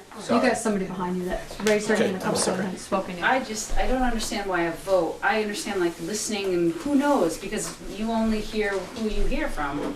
So why not just put it to a vote? Because isn't that the formal process of listening? Isn't that the way we can listen to everybody? Well, I said again, I want our town attorney to Totally, I think review that's all that very smart, and say, definitely. yay or nay, you're going to end up here, because they've got bigger pockets than we got. Yeah, Your pockets, our pockets are your pockets. Yeah. We know. Absolutely agree to check And we that try to do a first. pretty good job of not picking it all the time. No, I absolutely agree, Tremendous that's the board. first Thank thing to you. check, definitely. But then, can you put it to a vote? Like, that's the way to listen to everybody. We'll That's have the way, like, another, people- we'll have our chair is missing tonight, and we'll have the 5 of us will get together. Valerie will take the notes, and we will or will we not, it's probably contractual, so we could probably go in executive session, will we or will we not? I can't say that right now, but we will, after we're hearing from our town attorney, and he may sit in on the meeting, saying, you can do this, or you can do that. Right. Then that'll take some stuff off my shoulder and make a decision. Yeah, definitely, that makes sense. Ma'am? Yep. I'm Lauren Wade, and I just, vote aside, I can't understand why you wouldn't want to press the pause button just to find out what the investigation of the Public Service Commission finds out about the safety practices of Vermont Gas and how they laid down the pipeline. That, it perplexes me. Why wouldn't we wait to make sure that they do a good job and they haven't been breaking safety rules? Even if there's not a vote, why don't you want that information before you vote? Okay. For our safety. How about That was answering kind of a how about question, answering the actually. It question? wasn't rhetorical. I said again, I want to hear from our town attorney first. And see, and I said I wasn't going to not vote for a pause or vote for a pause. No, but I I'm really saying want to her- drill the Joel, town. her question is, why wouldn't you want to wait? If, you know, let's just say, Yeah, that was not a rhetorical question. Like she Like, wants if you to know have a the answer to the contractor that has a very bad reputation, What contractor? no, I'm saying, the Public Service Commission is looking into the practices of how the pipeline was laid, right? What contractor has a very bad reputation? I was giving that as an example of a person that might have in their own way. Let's have some order, please. Okay, I'm sorry. Sorry, it was an example to make it. I don't think we should throw innuendos around But- and, I mean, yeah, that's out there. And then you'll talk to some other towns and, you know, Burlington has 97% of their residents signed up with Vermont Gas over 40 years and never had an explosion. So there's both sides of this issue. Is it a big issue? Absolutely. I think I'm not opposed to like I said, we need to talk, this board needs to sit down with the town attorney. So what's the procedure here in terms of a motion that's on the table that Ted made? The person who made the motion can either withdraw it if his second will withdraw it, or we can vote it up or vote it down. And it's been an hour Or we and can 15 table it. minutes, Or or we we can can table table it. it. So, Do you need a motion to table it? we do, Right. we We do need have a a, motion to table it. we do have to have a motion to table it. That was the point of what I was. Has there been a motion to end? There's a motion and a second. Ted has made a motion and a second to sign, without reading all of it, it was to sign the Vermont gas agreement as soon as No, our, not to pledge, sorry, to pledge to sign it. pledge to sign it. Once the, The town attorney. you want me to read it again? Yes, please. It's quick. We, the Select Board of the Town of Bristol, Vermont, pledge to sign the license agreement with Vermont Gas as soon as the few remaining issues with this license agreement are resolved to the satisfaction of both parties. Okay. And then that was, and Peter seconded that motion, so. Want to vote on the motion? I've heard plenty of discussion, we all have. It's been really good discussion. Do we want to table that motion? I can't ask for a table, only the person who's made the motion can either pull it or make a motion to table. Because I know everyone, once this gets done, people are gonna leave. Make sure you sign, please, because half of you that spoke did not sign, so. Thank you, sorry for interrupting. Thanks, Tasha. What's your pleasure? Does, I make a motion to table it. There's a We motion. have to, I believe we have to have a date specific when we're Yeah. gonna bring it back up. Well, I We know, can't but just I was- table it. Can you table it until we talk to the town attorney? Which, he's out of town right now. Yeah. He'll be back on Thursday. So let's So set he'll a be date, back. June 1st. And then next, What's our next meeting? The next meeting is April 30th. Yeah, no, we aren't gonna have anything by then, let's not rush. The 14th and the 28th. We're gonna meet on Memorial Day? Apparently. He's coming back when? Well done. We've met on Columbus Day and Labor Day, Memorial Labor Day, Memorial Day, When's he coming back? He's back this Thursday. but we don't know his You know, schedule, he's been so gone for, so. I we wouldn't- represent you people. So he's back the 3rd? Oh, no. No, he's back that I take it 19th. back. 19th. How about, could he have something by the 14th of May? Yeah, I think so. Want to set that certain date certain, Peter? Table Yeah. for I'll 14th. table it till May 14th. I'll second that. Okay, there's a motion on the table and a second to table Ted's motion until May 14th. After consulting with the town attorney, we won't put that in. I don't think that needs to be in there, but Okay. we can put it in there if we want. Hold on, now I'm gonna open up very brief discussion on our 14th of May. Thank you very much for being, for listening and being willing to reconsider. I'm just wondering, you said something about executive session, but you wouldn't approve this contract in executive session, would you? No, we can't. We can't Can't do do that. contracts. We can't ever make motions in executive, but we could go in and discuss specifics of the contract, like money, things, and things like that. So, anything. It's not gonna happen after tonight. It can't. It's tabled till the 14th, so it can't be. Real quick. Just a point of clarification, Ted, when you say the select board pledges, who are you pledging to? We are pledging to Vermont Gas to sign the license agreement. You're pledging to them? Yes. All right. I think you should pledge to us. That you'll be reasonable and consider this thoughtful sort of listening and pause, because it's bearing fruit already. I know it feels awkward and uncomfortable, but I've seen this before in this room with this body, and it tends to work out for the best outcome. So keep going. Okay. John, we had your pen. Yeah, I want to really say thank you, Joel, because I think that you've conducted a very good process here with allowing for good engagement and in a respectful way. So I really want to say I appreciate that. And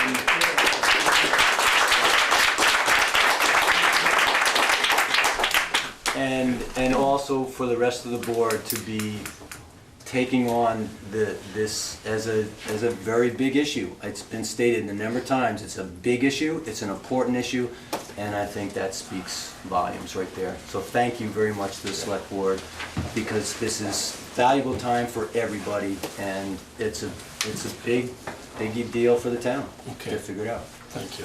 Thank you. And can I just make one more thing? For the two students, is it two students that came? Three. Thank you very, very much. And I so appreciate the fact that you came, and I hope you come back on the 14th.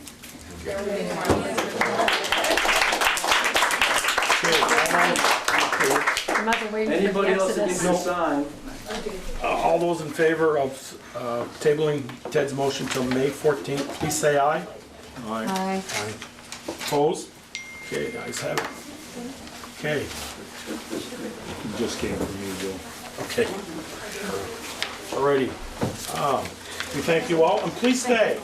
You'll see we gotta do a water commissioner thing, we gotta do Do you want to skip? Come on, there's a lot more important stuff to we're listen gonna to. bring Tom right up. Tom, if you wanna come up. For now. Why are you bringing Tom up? I want to spend time on it. Thank you.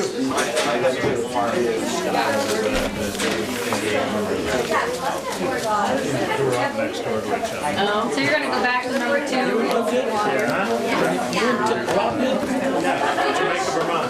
Oh, okay. Okay, good. As I said, Joel, just wait till they all go. I'll wait a few minutes. If you want to take that outside, if you want to visit, if you would, please. His father and my father had a common field bond. I was the one who spoke. Well, I helped you tomorrow morning. No, but he just, I know, he said, I'm on. He wanted to have a Democrat. Yeah, he did. He says, he says, well, I vote for Vermont Gas if it goes to a vote, probably, but this is our son. Yeah. Get it. He was lovely. Yeah. He started Mark to 3. He can say that. Okay. So much for Thank you. Thank you. It's gonna be here. I really didn't want to. I said, Peter, you picked a great night to leave. You picked a great night to leave. Didn't they get home and get his breath? Okay. We're gonna put on our water commissioner hats. Consider review and approval of an application for a new water service connection on High Street from 48 Mountain Terrace to Tom and Claire Wallace property. You've got some information from Valerie on that. It's I believe a 2-inch line now? Yes. The distribution line. You're skipping number 2. We are gonna go back here. We're gonna go back to that. He's here. That was quick. You run? There's a vest, Oh, just great. in case somebody comes. Thank you. So, where is Valerie's on Show me where this is. that?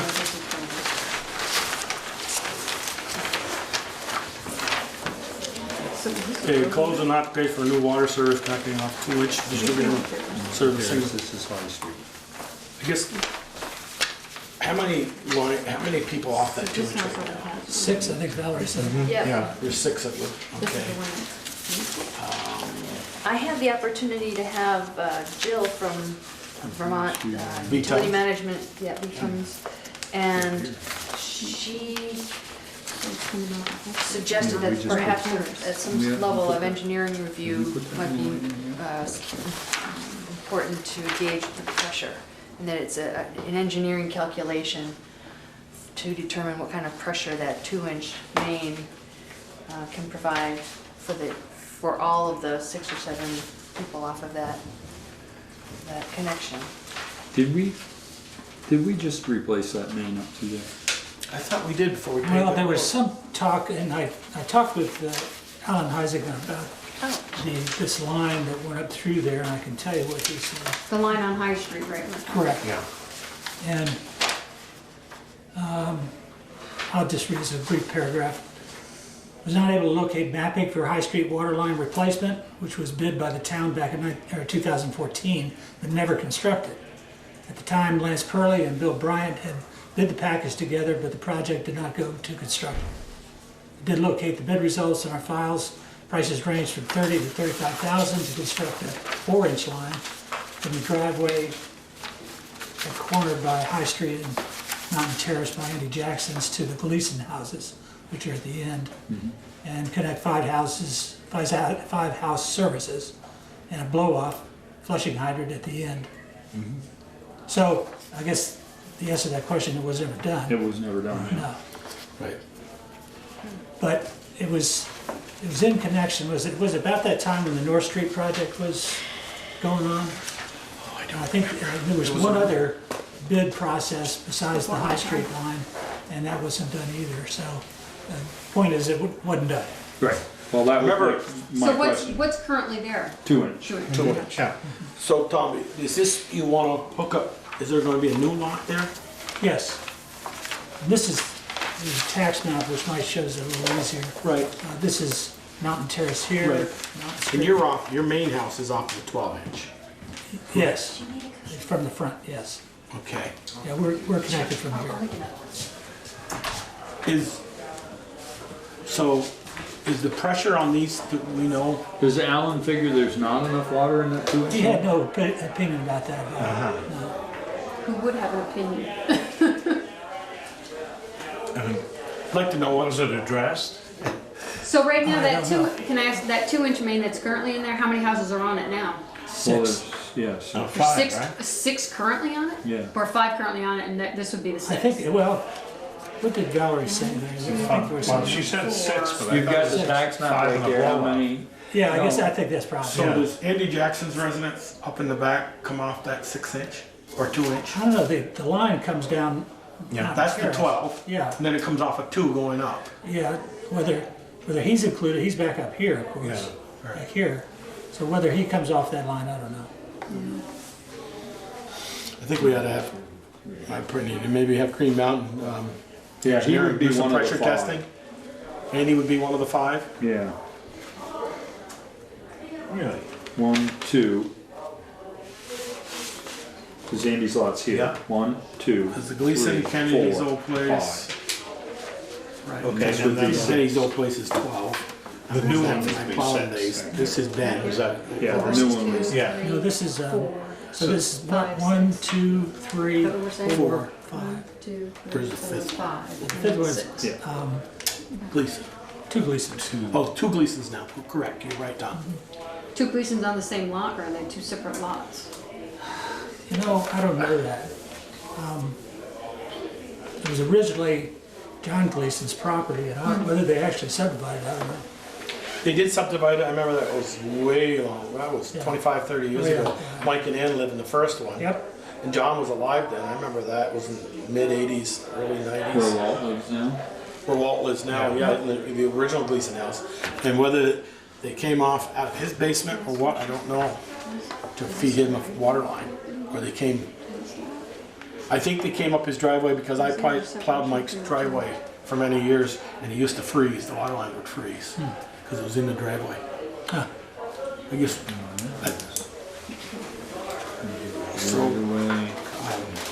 Up on that would be off of Mountain Street. Right.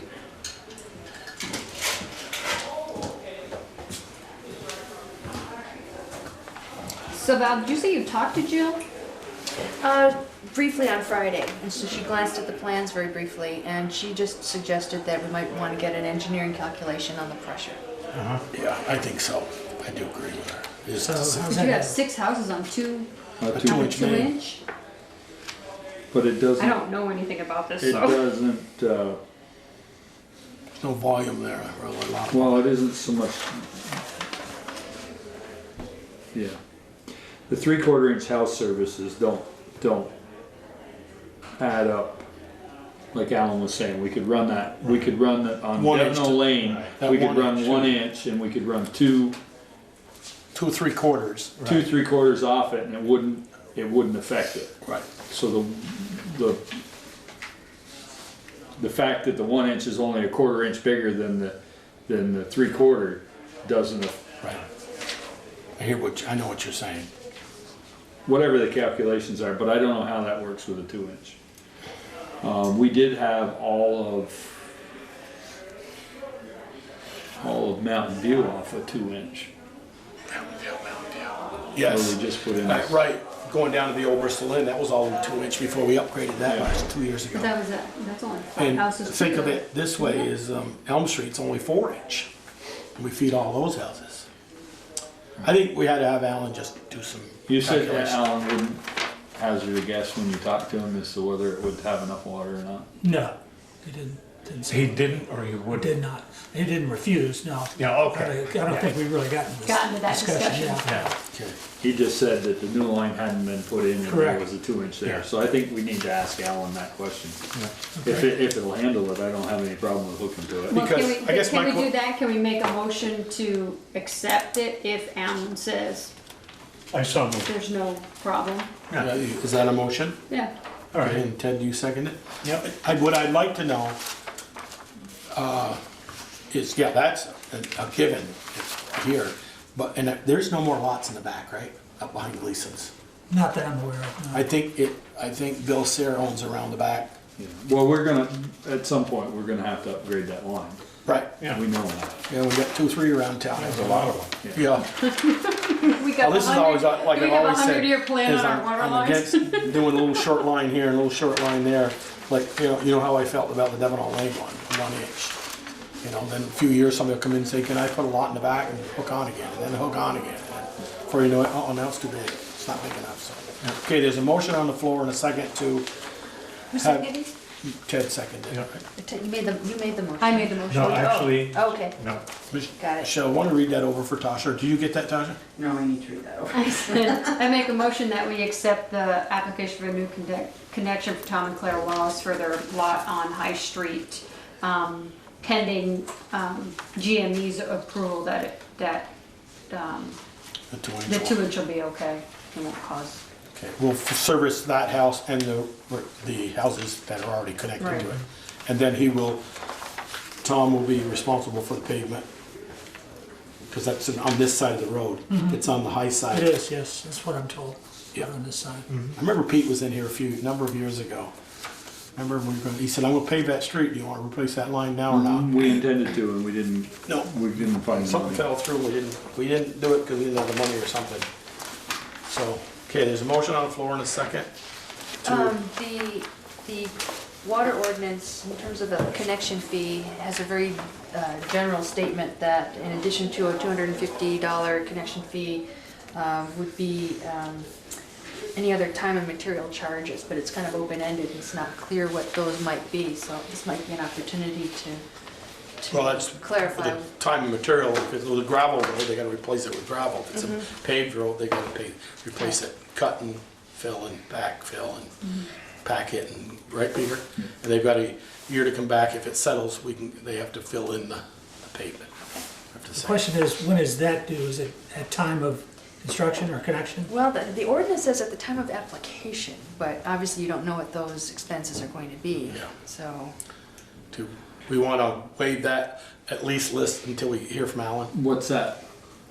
He wants to, if he paid it tomorrow, but then Alan said, no, you can't, your 2-inch ain't gonna be big enough, and he's paid it and he doesn't get the As service soon as we get I would say, as soon as we get the decision from Alan, then Okay. that needs to be done. Okay. So we'll decide at that point whether the money's due now or later. Then, right? Or it might be 2 parts. Yeah, we You're know right. that Yeah. your application fee will be due $250, But then and there's then, the other stuff. So- We don't do the installation.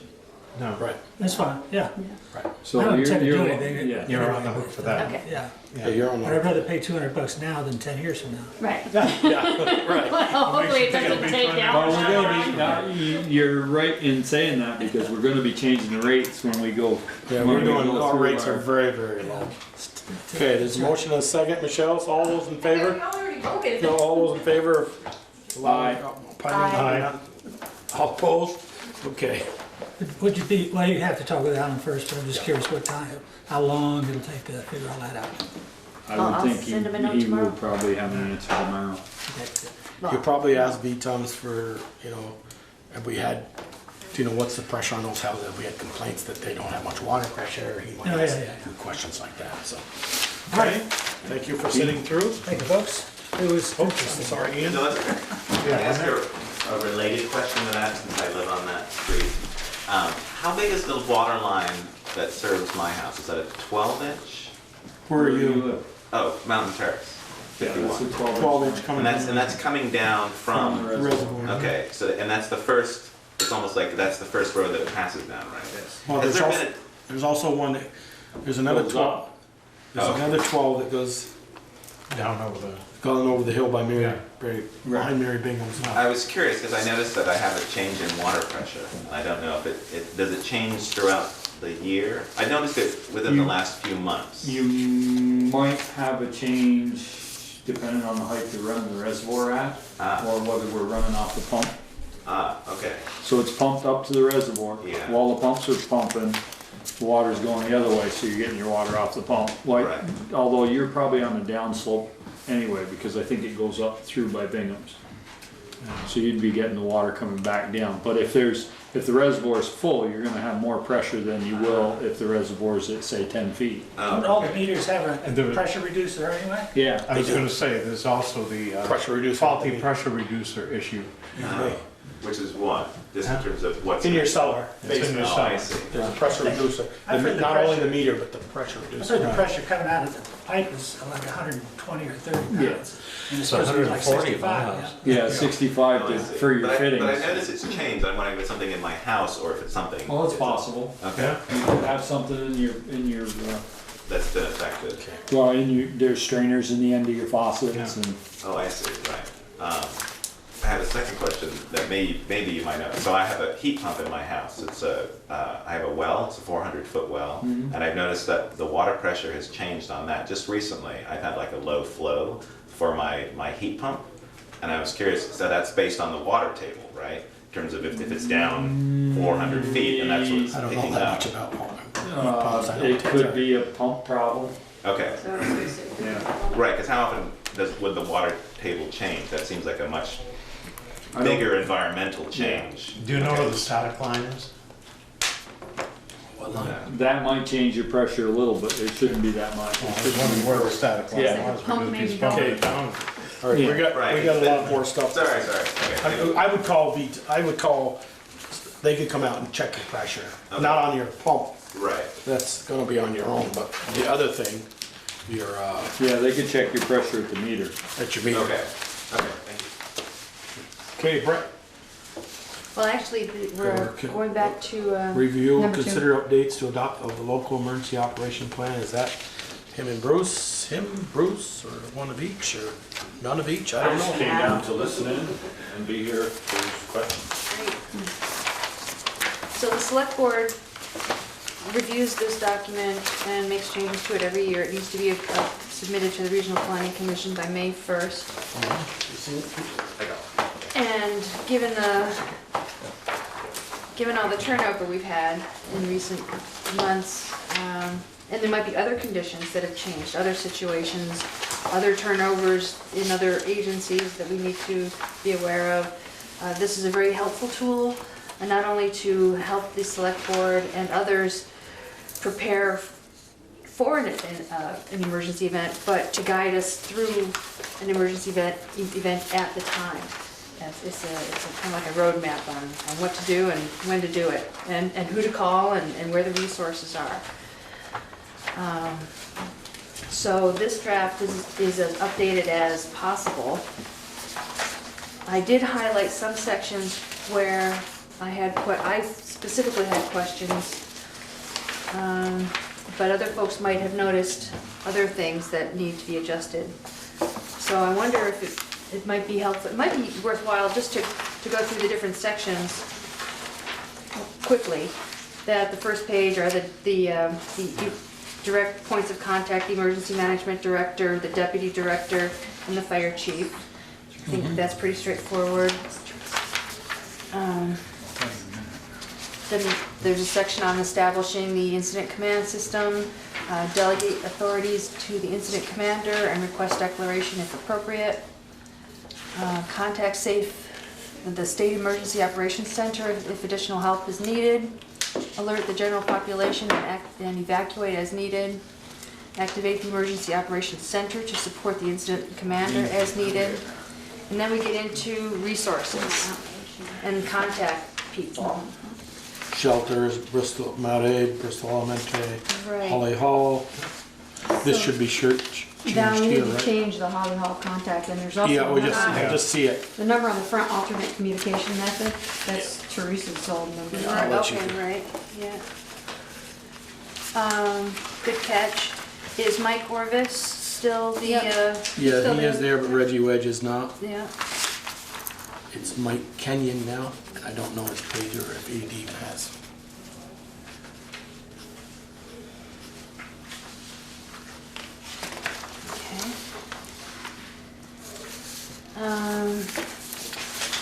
Gonna talk again about the incident command system, staffing, assess damages, conduct, document and emergency repairs, refer to your local codes and standards, including the most current town road and bridge standards as provided.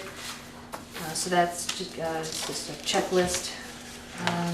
Yeah, if something happens, yeah. If damages result in a federal declaration, request 406 mitigation, blah, blah, blah. Conduct an after-action review and develop an improvement plan. And then planning tasks, identifying high-risk populations. Right number for Mount Aid. So that's right. That's at Mike Kenyon. Yeah. Yep. Okay. So, do any of those high-risk populations on page 4 need to be updated? You haven't got any information on mobile home country trailer park next to Mount Aid. That is, who owns that now? Hudson County Community Action? Yeah, who's the one we were dealing with when we had the water line issue, the water issue? Thought it was Addison County Community. Action, yeah. And they also own Lauriston's Lane off Pine Street. They own that one. And don't they own the two down at the bottom of the hill here? Mobile home, they're down in Maple Ridge. No, she's talking about just on South Street here. Yeah. They came in and asked us if we wanted to, if we were interested in purchasing one of them or something. Yeah, no, bigger. I'm just going by the ones in here in this list of page 4. Those 3 mobile home parks above Reggie Blaze's park are all owned by Addison County Community Action. Yeah. I don't know the number. Addison County Community Trust. Excuse me, Community Trust. You're right, Michelle. Thank you. I can get you their contact info. I have it. Okay, I Bruce just has don't it. remember. Sure, oh, sure. Why not? Not for the numbers. Is it just a couple of numbers? And then major high hazard and or vulnerable sites lists, such as low-lying areas. And I'm not sure what tier 2 means. This is part of the Community Right to Know Act. They have reportable quantities of a hazardous material at the location. So, and the fire department is the recipient of all their information because by law, they're required to report it annually. So all those records are in my office at the fire station. I'm going to add to this page a definition of what tier 2 means so that when we're looking at this and we're in the... It's on the Department of Public Safety's website. Okay, good. Yeah. Just asked the question at the top of page 6, why is there just question mark facilities point of contact for Holly Hall? Is that going to be you now? Well, or- that's a question. In the past, it had been the rec director because they've managed the use of the... The use of the building. hall, right. Yeah. So should we just go ahead and put... Surprise. Reserve that space for the rec director's contact info? We forgot to tell you. Can I ask a question? Yeah. I would make a recommendation that that position, that point of contact for Holly Hall either be your EMD or your deputy EMD because this is for emergencies. Those are the people you're supposed to be able to get a hold of. Because it might happen at night on the weekend. Just a suggestion. I think it's a good one. I think maybe. And we'll that's put what I was thinking. I was thinking, Valerie why is the there rec with your department? phone number, your cell. We can always text you. Even if you couldn't make it over the mountain, then you could call your emergency, your deputy. Okay, I was gonna say, No. You could put 'em Pete's both. in town, but Pete's in town, yeah. so I would almost put Pete's name. It doesn't matter to me one way or the other, yeah. You could do that too. Because all Val's gonna do is turn around, and call Pete anyway, Yeah. say, I'm over here and I can't get there.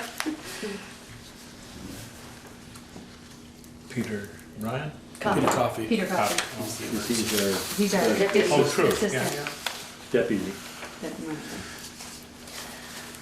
I only know that because I looked at it when I said it.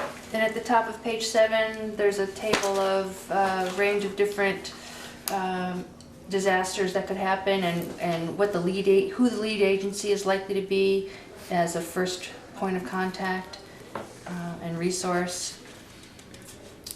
And there are some spaces to add others that aren't originally on that list. Would we put, so this is something that we would have, I'm just asking this because I don't know the answer. Wouldn't we put other specified down there for power outage, Green Mountain Power, and put their number? Or would our ED do that, right? Emergency director do that, Brett? Or, Yeah, because right now for a power outage. it says town select board. Yeah, it just says select board. I just asked the question, should that be down here under GMP, Sure. Yeah, why not? Yeah. right? Yeah. Thank you, Rick. Did you get enough for the paper this week? No, I'm waiting for you guys to do something interesting. Oh, yeah. Okay. Public information, that's, yeah, town select board. Yeah, so if you can Civil unrest, look public at gathering, the select please. board line and see which numbers of, which types of disasters the select board is expected to take the lead on responding to. That would be Drought. power outage. Well, we're gonna remove the power outage, right? We're gonna put it down to GMP. Alrighty. All right. And let's see, what was the other? Animal, plant. Animal plant emergency and public information. Give me some kind of example of what an animal plant emergency would be. So I'm thinking of an animal emergency would be. Rabies? Rabid, What's that? like a rabid animal, where we'd have to have a whole slew of them for it to be Well- considered an emergency. Well, certainly if it was an animal who was showing signs and symptoms of being infected with rabies, you'd want to report it to the health department. Okay. So whoever the responsible entity of that would be, obviously if there's a dog stuck in a culvert, hasn't happened around here before, but, No, not at all. you know, the fire department would be called to go try to mitigate. So that might be a different X, you might have a couple X's there. Yeah. Under fire, could be police if it needs to be shot. Or health officer. even. Or I health. think it's Or really health officer. situation dependent and the Right. decision will have to be made at that time. So Jimmy has a question. Could be, if you had a rampant disease with a cow herd or something too. Or see where there's a bunch of zombies and they're. Just take notes over there, ma'am. You watch too much TV. Snowed in. And yeah, the animal control officer for. Yeah, I was gonna say, animal control officer, health officer. Yeah. Should be Yep. part of that too. Yep. There'd be 2, 3 X's there. Yeah. Okay. Now for a mass casualty incident, only one, the first response rescue, is listed. Does that? So EMS does have the lead in the MCI incident, mass casualty. They have a District 7, which our district EMS squad resides. They have an MCI plan. So it would most likely be a unified command scenario with EMS, law enforcement, fire, and any other state agencies that want to play. But they would be contacted first and then they would mobilize everybody else. Right, yeah. Yeah, probably dispatch is gonna take care of all of that as it happens. I mean, I believe the definition of an MCI is 3 patients. Right. So it doesn't take much to trigger that. Oh my. Okay. Page down to next to last page. Bottom of 7. 7, shelter manager says Darla. We've obviously got to change that in the cell. And the Val. other contact, yeah, take both of them out. Val Hansen. Yeah, take them both out. So who? Who we're gonna put in there? No, this is for Holly Hall being a shelter. Right. I think you ought to go there, and then where Val is, Pete ought to go there. personally.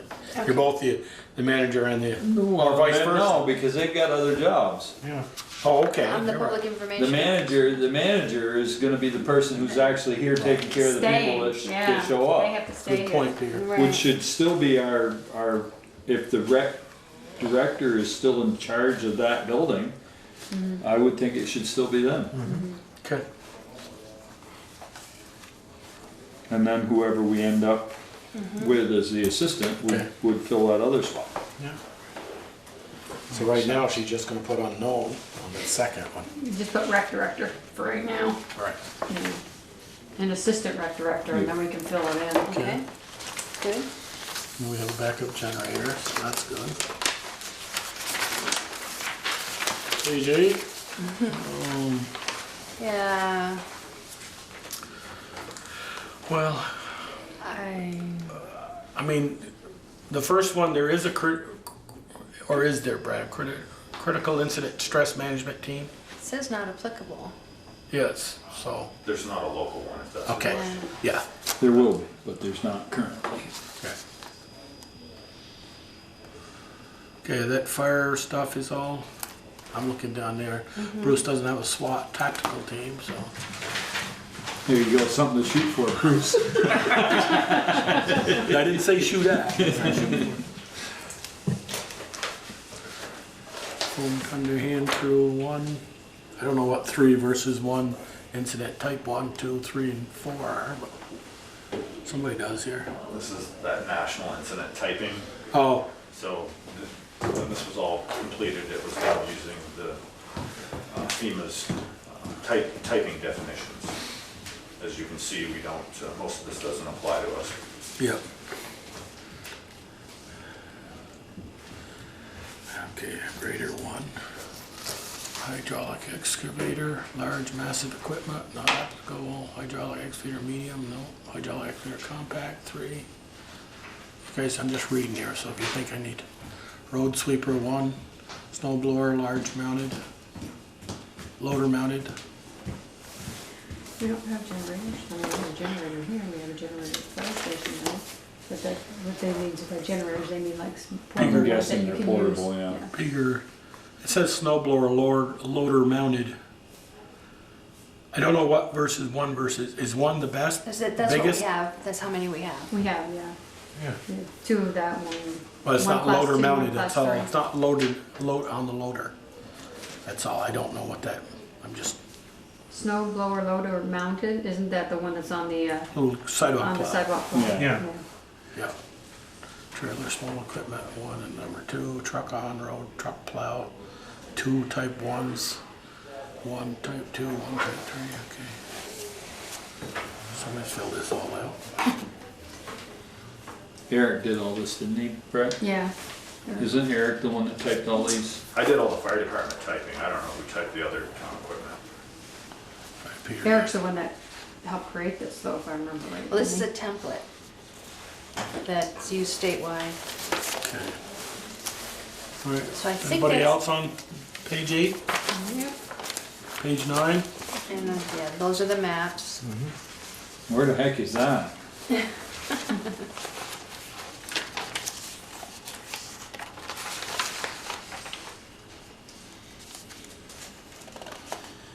Okay, page 10, oh yeah, page 10, 11. That's the village. Add the new roads in there.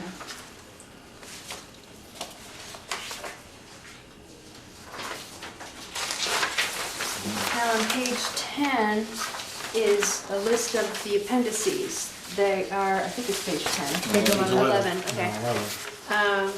A list of the appendices, they're optional. Some of them are very helpful documents. To put them all together, it's a pretty sizable stack, but it can be done. So at some point, we might want to take a close look at some of those documents and incorporate them into the plan.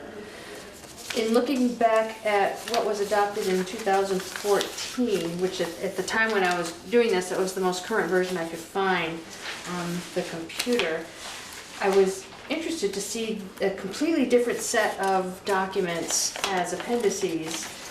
And I'm curious if anyone's familiar with them. They referred to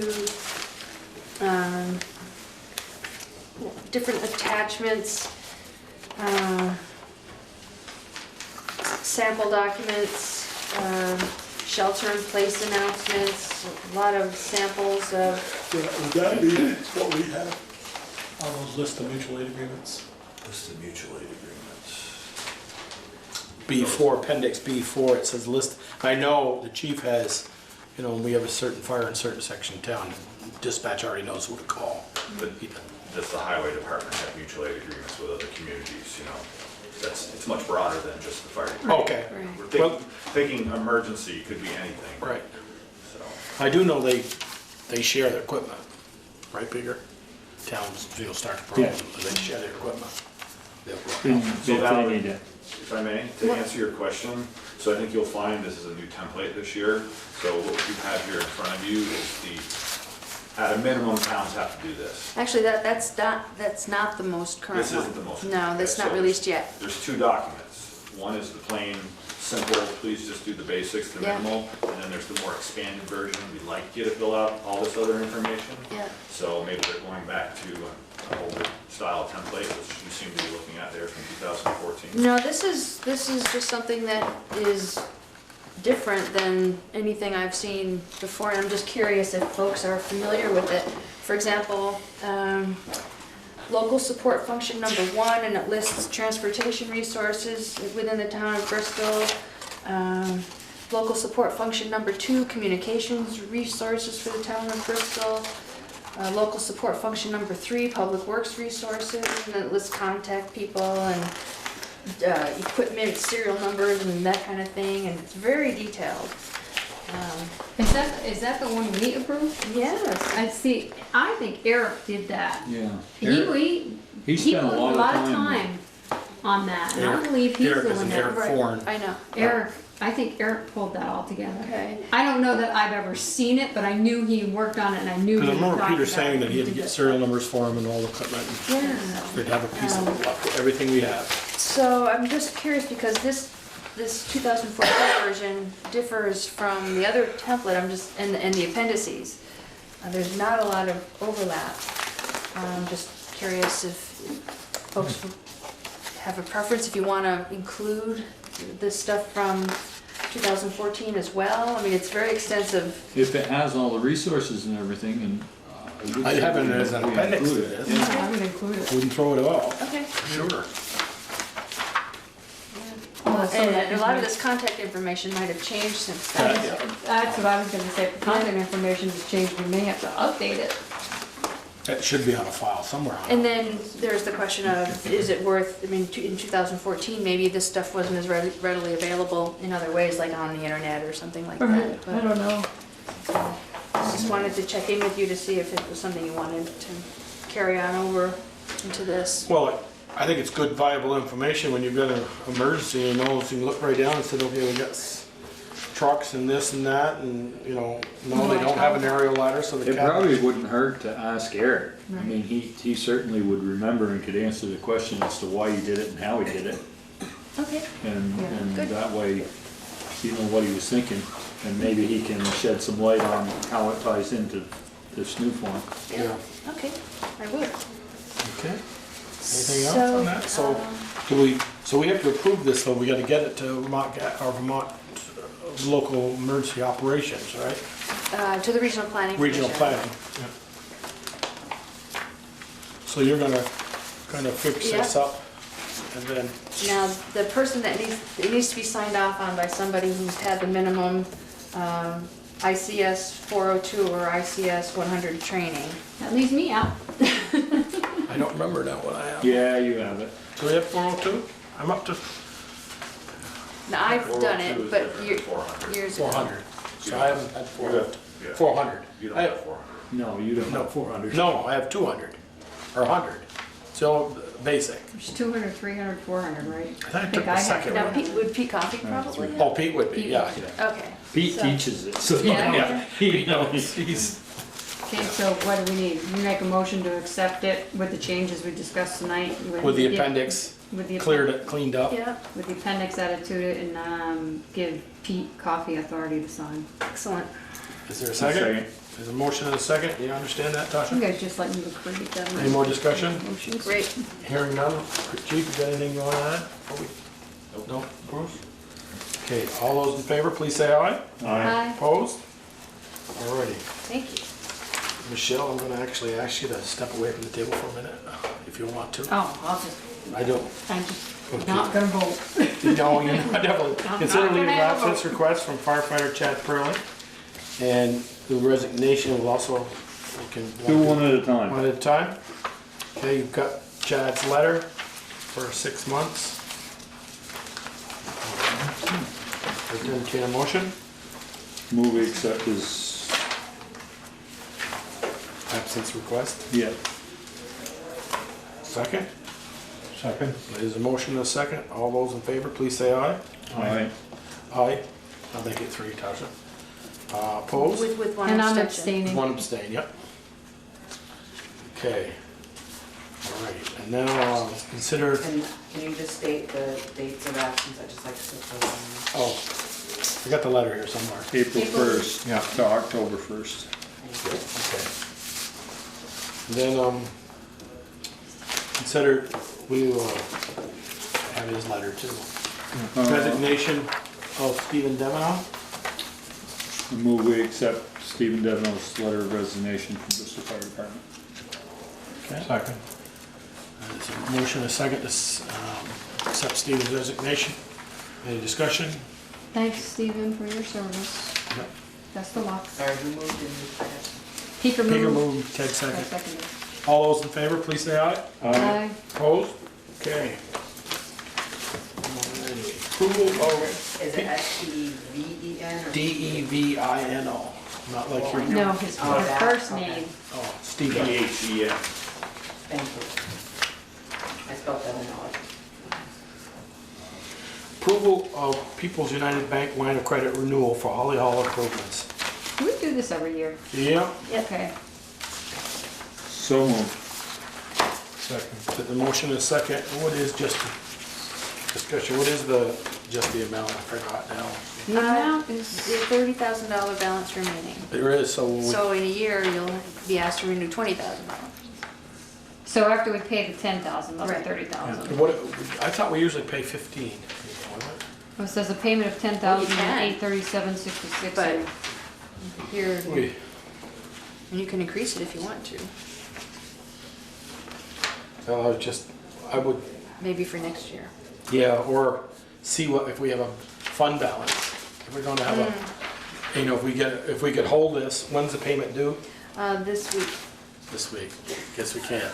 I was gonna say, if, it might behoove us to, if you're gonna have a good, surplus, we could pay the loan down more We won't know that until. till after this is due, so, okay. And we can't We do can't- that without voter approval anyway at town meeting. Well, they voted to spend the money, 850,000 to renovate this. Right, but we can't spend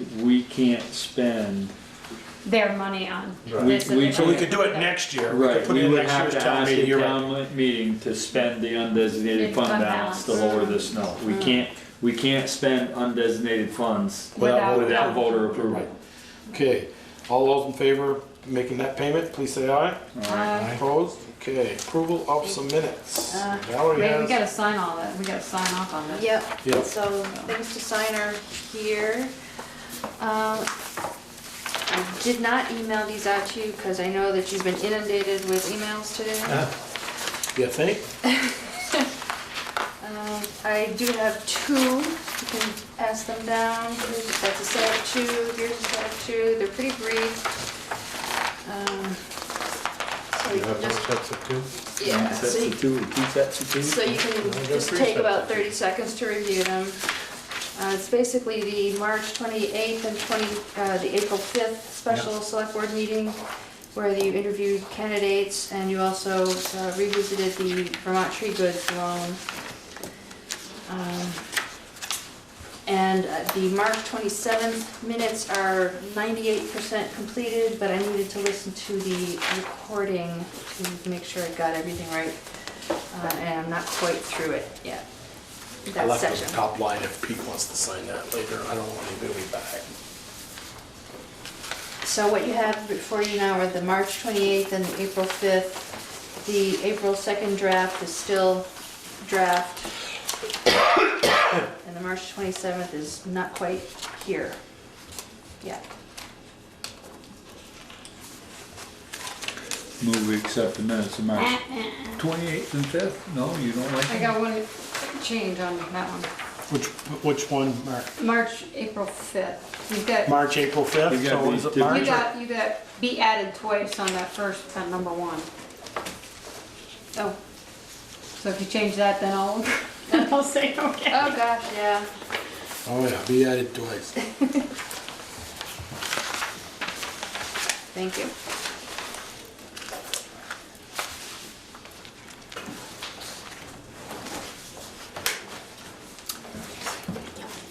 And Val, I'm gonna give you my April 2nd Okay, changes. thank you. Excuse me. Ted doesn't mind being bopped in the nose. So Ted doesn't mind being bopped in the nose by papers going by. I like it. Learn something new about you every day. That makes me smile. Yeah.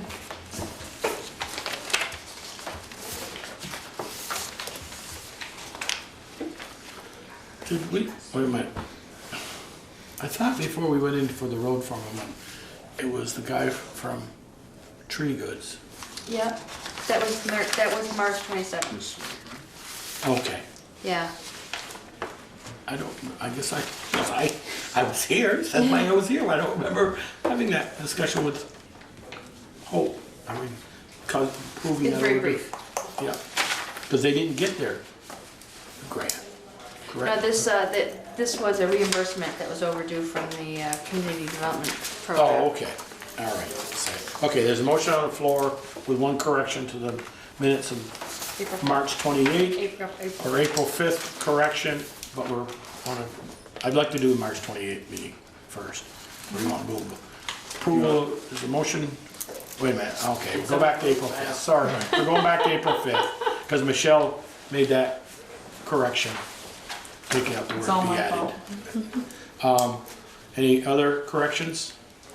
Hearing none, all those in favor, please say aye. Aye. Opposed? All right, and then on March 28th. Yeah, who moved this? I moved them both, so. Yeah. And Michelle seconded the first one. No, they were April both 5th. seconded And by with the Ted. change. With the change. Okay, March 28th, Peter and Michelle. Any other corrections on that? Nope. There's no corrections on it, so all those in favor, please say aye. Aye. Opposed? Okay, Thank you. all righty. Opposed with that. Give her the grand total for the warrants. She has that, I took it over well early. Okay,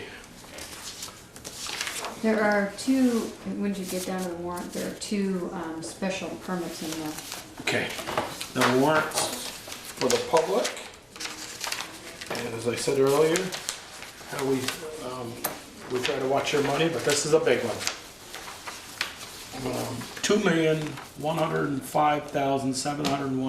$2,105,701.57. Payment to Mount Abraham Union High School and Bristol Elementary are in there, that's why. So, Tasha has that, so I'd entertain a motion to pay, or we don't do those. Okay, liquor license, and there is a couple. Yeah. Special events. Special events, there's two special events Yeah. in that envelope, wherever it is. I just slid it under here, Valerie put it down there. Where do they go? Right here. She's got them. She's got them. Okay. Okay.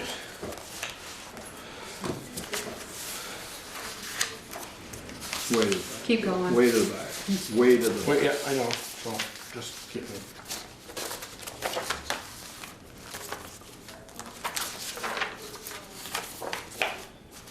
It's not that far back.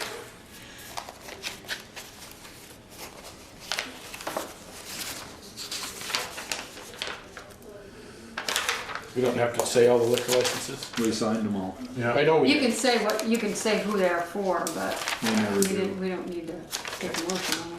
Whoops, I didn't sign this one and Ted didn't sign this one. Which one?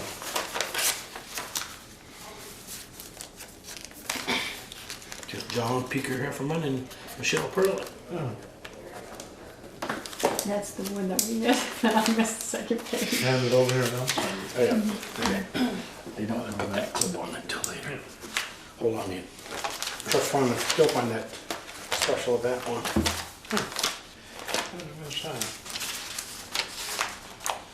You say special event at the top. Yep. Okay.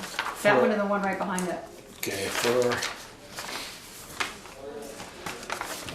Appalachian Gap Distillery, 88 Manili Road. Describe the special event, Pocock Rocks, 10 by 10 tent acting as a booth. Boy, they're ahead of They're it. right ahead of it. Free sample of brine is allowed by law. Bottles will be sold as allowed by law. 1 ounce sample cups for samples. None exception is with any limits to the numbers. None. Accepted as prescribed by law. What's the date? 16. 16. April, he signed it, yeah, June 16, I 2018. was gonna say, no, it's not April, they're not Yeah, doing it no, I know now. that. So, and then you have the Legion, an outside consumption permit. Do one at a time, Bill. Yeah. Okay, all right. I'd entertain a motion for the app gap. Say, the app gap is 10 by 10 tent. What are they Acting as a offering? booth, it says As a here. booth, okay. So they're offering samples and Free samples will be provided as allowed by law, and bottles will be sold Bottles as will be allowed sold. by law. Okay. So, Can't drink it there. no, they but the can't samples, open, samples they can't open. but are we bottles. gonna have them caged? or- They gotta be caged, I think. Don't they have to be? Yeah. They have to have a gotta fence, fenced in area. So it's not on here as that, acting as a booth, it just says a 10 by 10. Should we ask that fenced in area where drinking will? Yeah, how do they work, how do you normally work it, Ian, with them? I probably don't detail enough things. I need to change my form. Because I know usually when they're on the sidewalk, they have it Right, fenced in. So I guess, could they grab that little cup and just walk off with it and sip it as they go? Not with the fences we're gonna make this year. So are we gonna put it, I guess my question is, are we gonna put it on this? Yeah, you can Yes, put it on, that he has to have a fenced in area. yeah. There'll be the 2 music stages, and then connected to those stages will be the 2 alcohol areas, similar to last year. We're gonna have less alcohol vendors this year. It's a bit well, we had 3 liquor inspectors here last year because of the amount that we did. So You don't want that many liquor inspectors? No. Did you work that That was a little bit nerve-wracking. How was it? It wasn't bad. He didn't drink that much. So, okay, so I'll take that back, or if you wanna, Okay, so I make a motion that we approve the, what is it, Appalachian Gap Distillery No, I wanted special to add events that. permit with fenced in area. with a fenced in area to Sample. contain the people sampling. Yeah, because when I set it out in terms of vendors, it's broad in terms of just having the booth versus the area, but. Okay, there's a motion and a second with the fenced in area that Valerie is typing or writing in now. All those in favor, please say aye. Aye. Opposed? Alrighty.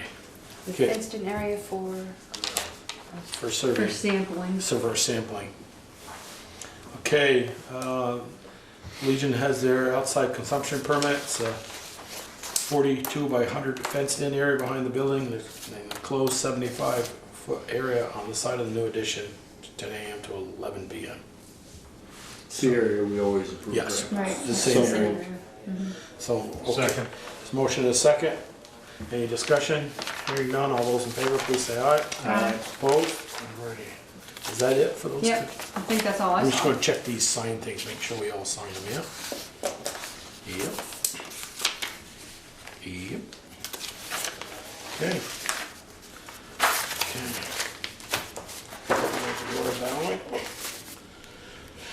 Alright. Select board's concerns, why don't we start with Peaker in the middle? I'm good. Michelle?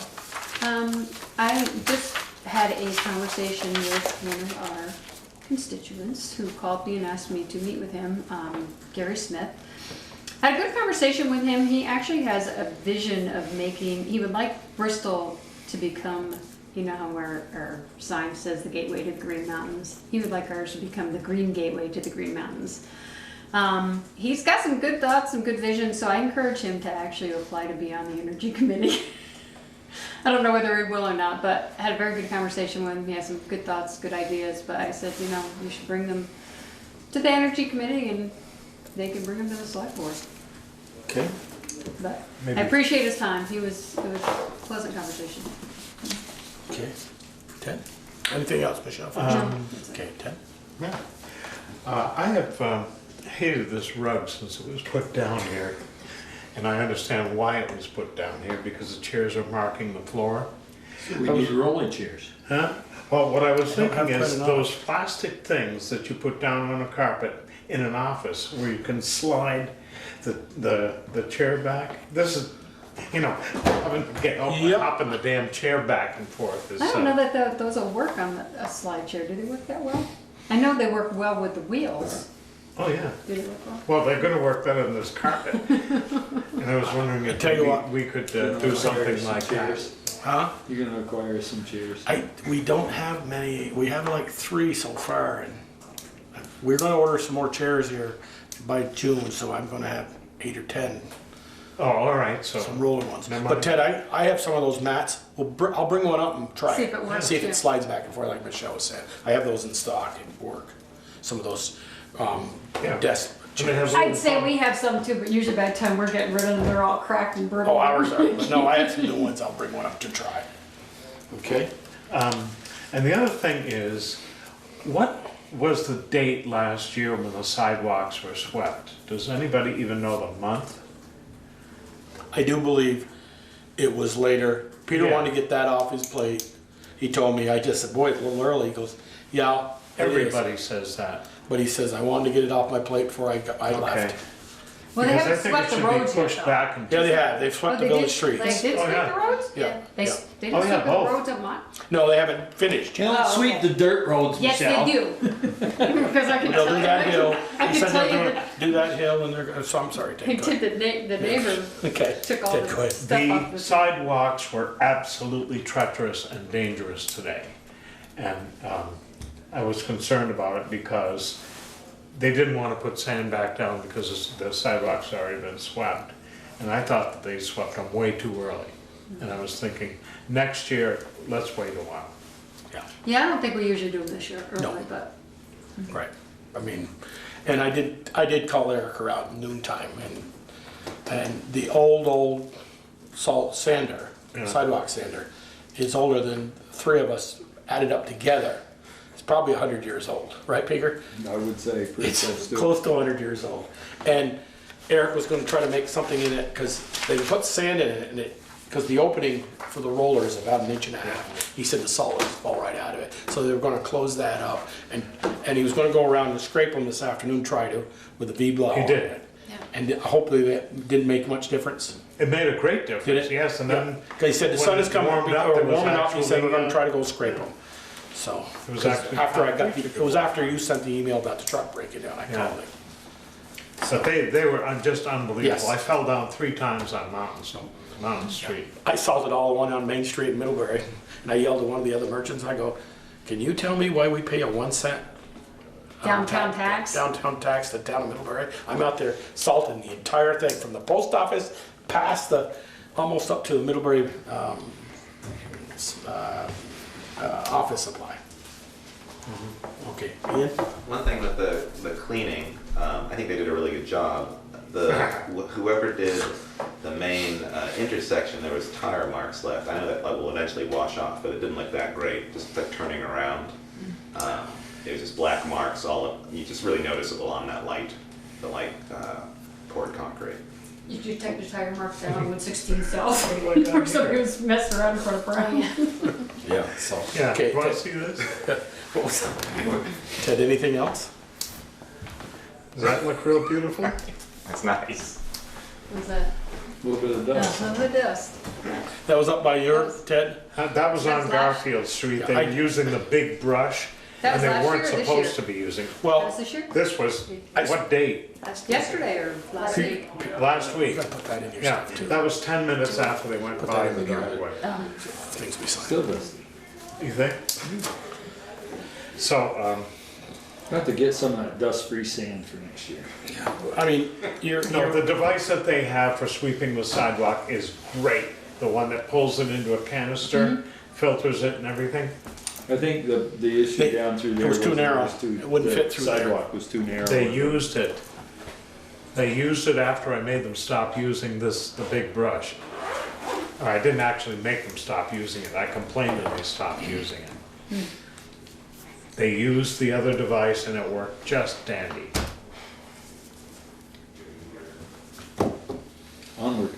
Yeah, I'll show you this one, Ted. Dunward. No. You done? Yeah. Sorry. Town of Middlebury. They make machine. See, you're gonna have dust when you have sand. That was their big They make machine. water. Yeah. I've seen them use water Yeah. once. So, I don't have any concerns, so, Valerie? All right, well, I covered a bunch of stuff in my written report. Just a quick update on things coming up. I want to point out the upcoming agenda items, continued appointment and reappointment of local officials. One of the things I've been working on is coming up with a description for the Energy Committee and the tree warden that need to be advertised because we have vacancies in those positions, but they're, not that I could find any kind of prior description of those positions so that people that would be interested in the positions would know enough about them whether to apply. So I've been putting that together and I plan to publish or post those to Front Porch Forum this week. And hopefully we'll be able to take action on that at the next select board meeting, depending on how many responses we get. Can you send that to me so I can, because I've had a lot of people talk to me about it. Is that, can I recruit people? I mean, Sure. I assume I can. Sure, Okay. yeah. What's that for? Energy Committee. Well, how many openings do they have? I think there are three, there are at least three. Could be four, but there's at least three, plus the tree warden. And now that we've promoted from within the road department, we now have a another vacancy to play with. So, Funny how that works. yeah, so at the next meeting, I hope to have a job description and a timeline for that position. One thing though, can anyone tell me the title of the other people? There's road foreman and then there's the other guys. Assistant road What- foreman, and then there's. What are they called? Road crew. Road crew or highway department. I like to refer to them as the highway department. Worker bees. They're not, And they're not a crew like Well, if crew you say is more highway than one. department, you're talking highway all of department them. personnel. But, Let's make it a little more professional. some towns call them road maintainers, highway maintenance worker. I just wondered if there was Pick another one. term that the select board would prefer. Something a little bit more, You pick Something one. that sounds better. Classy. yeah, well, I guess so, I guess that's, yeah. Okay, well, I'll try to think of something. Highway engineer. No, it's kind of like domestic Crew engineer. Yeah. Let's see. Highway department employee. And the options on the internet that I could find weren't much help. So I I imagine. just thought I'd ask. Yeah. Other things I'm working on are getting an RFP together to put the mowing out to bid. Perhaps, I personally think it's way too late now. yeah. Yeah. I mean, if you don't get it I thought out, they did it every 2 years. if you or don't every put 2 it or out, 3 years. I mean, I personally would call them and say, what's your status? Is it gonna go up? If it's not going up over last year, Hold it for this I would year. hold it for the year and then put it out like October for next year. And if we want, so that's my opinion. I mean, time you get this out, they'll be over on the park, cleaning the park up here by next week. Right. It's supposed to be the Just soon forecast weather tonight on the for- radio or on the TV was 45 Saturday. to 50 on Saturday and 55 on Sunday. And the next week looks really great. So I think you're gonna see them hitting the lawn, so. And I so, thought maybe everybody was going on vacation. Well, it is school Somewhere vacation. warm. It is school vacation next week too. I can tell you. I mean, that's just my thought. I'm only one of 5 here. so if I make these calls and they say that they are going to change their price, that they're not willing to hold their price. Then I would, go ahead, Ted. How big a job is it going to be? I mean, there are people on Front Porch Forum that are starting their lawn care businesses up now. I wonder if maybe, talking to some of those people would be worthwhile. Young people. If we can't get this wrapped up, if somebody is gonna raise their price, we let it out to those people, is that what you're Yeah. saying? I would be okay with Yeah, that. I'd be not. okay with that. At least explore it. Yeah. But if folks are willing to hold the price. Yeah, and you then can tell them roll that, with if it. you're holding your price, you keep it, if you're not. It's going out, back out to bid. we're gonna be- Okay. Yeah. If the status Yeah, quo is little, the same, little fine, and we'll be twist. putting it out to bid in the fall. Is this for the green or something else? All of them. All the parks, actually. Cemeteries, parks, Yeah. Yeah. fire There's station. Butler, which I think who were doing the, We have different ones do different parts, Oh, so, okay. yeah. it's not Scenic Valley does the Town Yeah. green. degree. will they still do the town green? Because they've been doing a good job with the intersection of planning. Yeah. there too. Maybe give several startup companies a shot at different Right. places in town. So it's taken me a little bit of time to find the scope of work from past ones and get a handle on that, so that's why I didn't get done sooner. So the only ones you gotta worry about are the ones that don't wanna re-up. Yep. Okay. The other thing I'm working on is the RFP for painting Howden Hall and the bandstand. Didn't we paint the bandstand 2 years ago when Papa Yeah. did all that work? Did It Mr. was Hanson never do it? completed. He only did the There was spots some, that. there was some repair work done on it, and the repair work was painted. Right, But you're right, The Ted. rest of it was not. That's right, because I wanted to get the board before you got on, or were you just gotten on? I don't remember, because Travis Pocket got the Yeah. price to do Right, all the that's right, work. Travis And he only painted at that time. Yeah, he only painted. He what only was- painted the work that he Did. had replaced. Right, okay, That's all I have. that's all? So, Last question about the fountain. There was discussion about someone was gonna take that job on to repaint it. Yes. That was that Paint it meeting. or seal it, they were, Seal it. they've Yes. got to Do you know seal what, are they gonna do that? Yes. May. And the Right, no. Historical Society is going to pay for it. Oh, excellent. oh, very nice. So, any other correspondence, reports? The FEMA recoveries scoping meeting, I was wondering if the carriage house doors could be included. under It doesn't meet the threshold. Okay, The threshold is $3,100. okay. Well, we can fix that. I certainly can. Because those are about ready to go on. Oh, As soon as Great. it stops snowing. So I'm glad you brought that up, because one of the other elements well, we're still trying to determine whether it's eligible, but the broken headstones at the cemetery on Hardscrabble Road. Barney. What is the process for repairing headstones? Has the Might select be board just ever a- have to deal with We it? have in there before, we had, We put some some braces on it. juveniles that went in there and Yeah. kicked them all over and, So how would the select board advise going forward with that? well, we used to have a local, but Well, doesn't Livingston? I bet there's somebody in Barry that knows what to do with headstones. I don't have a clue. Okay. I mean, you could check with Dave Livingston, because they're now selling them, they may have some in. Okay. Yeah, I do, wasn't that's true. when Carl was in business, Peter, they repaired some for us, drilled them, Yeah. put some plates on them, Or doweled them. doweled them, yeah, Yeah. okay, doweled them. Usually dowel them Yep. and But I mean, it's not something that those are old stones, so it's gotta be somebody who knows what they're Yeah. doing. You wouldn't want me out there doing it. No, they'd be in worse shape. So is Brian and Troy gonna come at the next meeting, is that the plan? As the next available. Okay. No, we don't have them, I don't have anything for the Executive? executive session.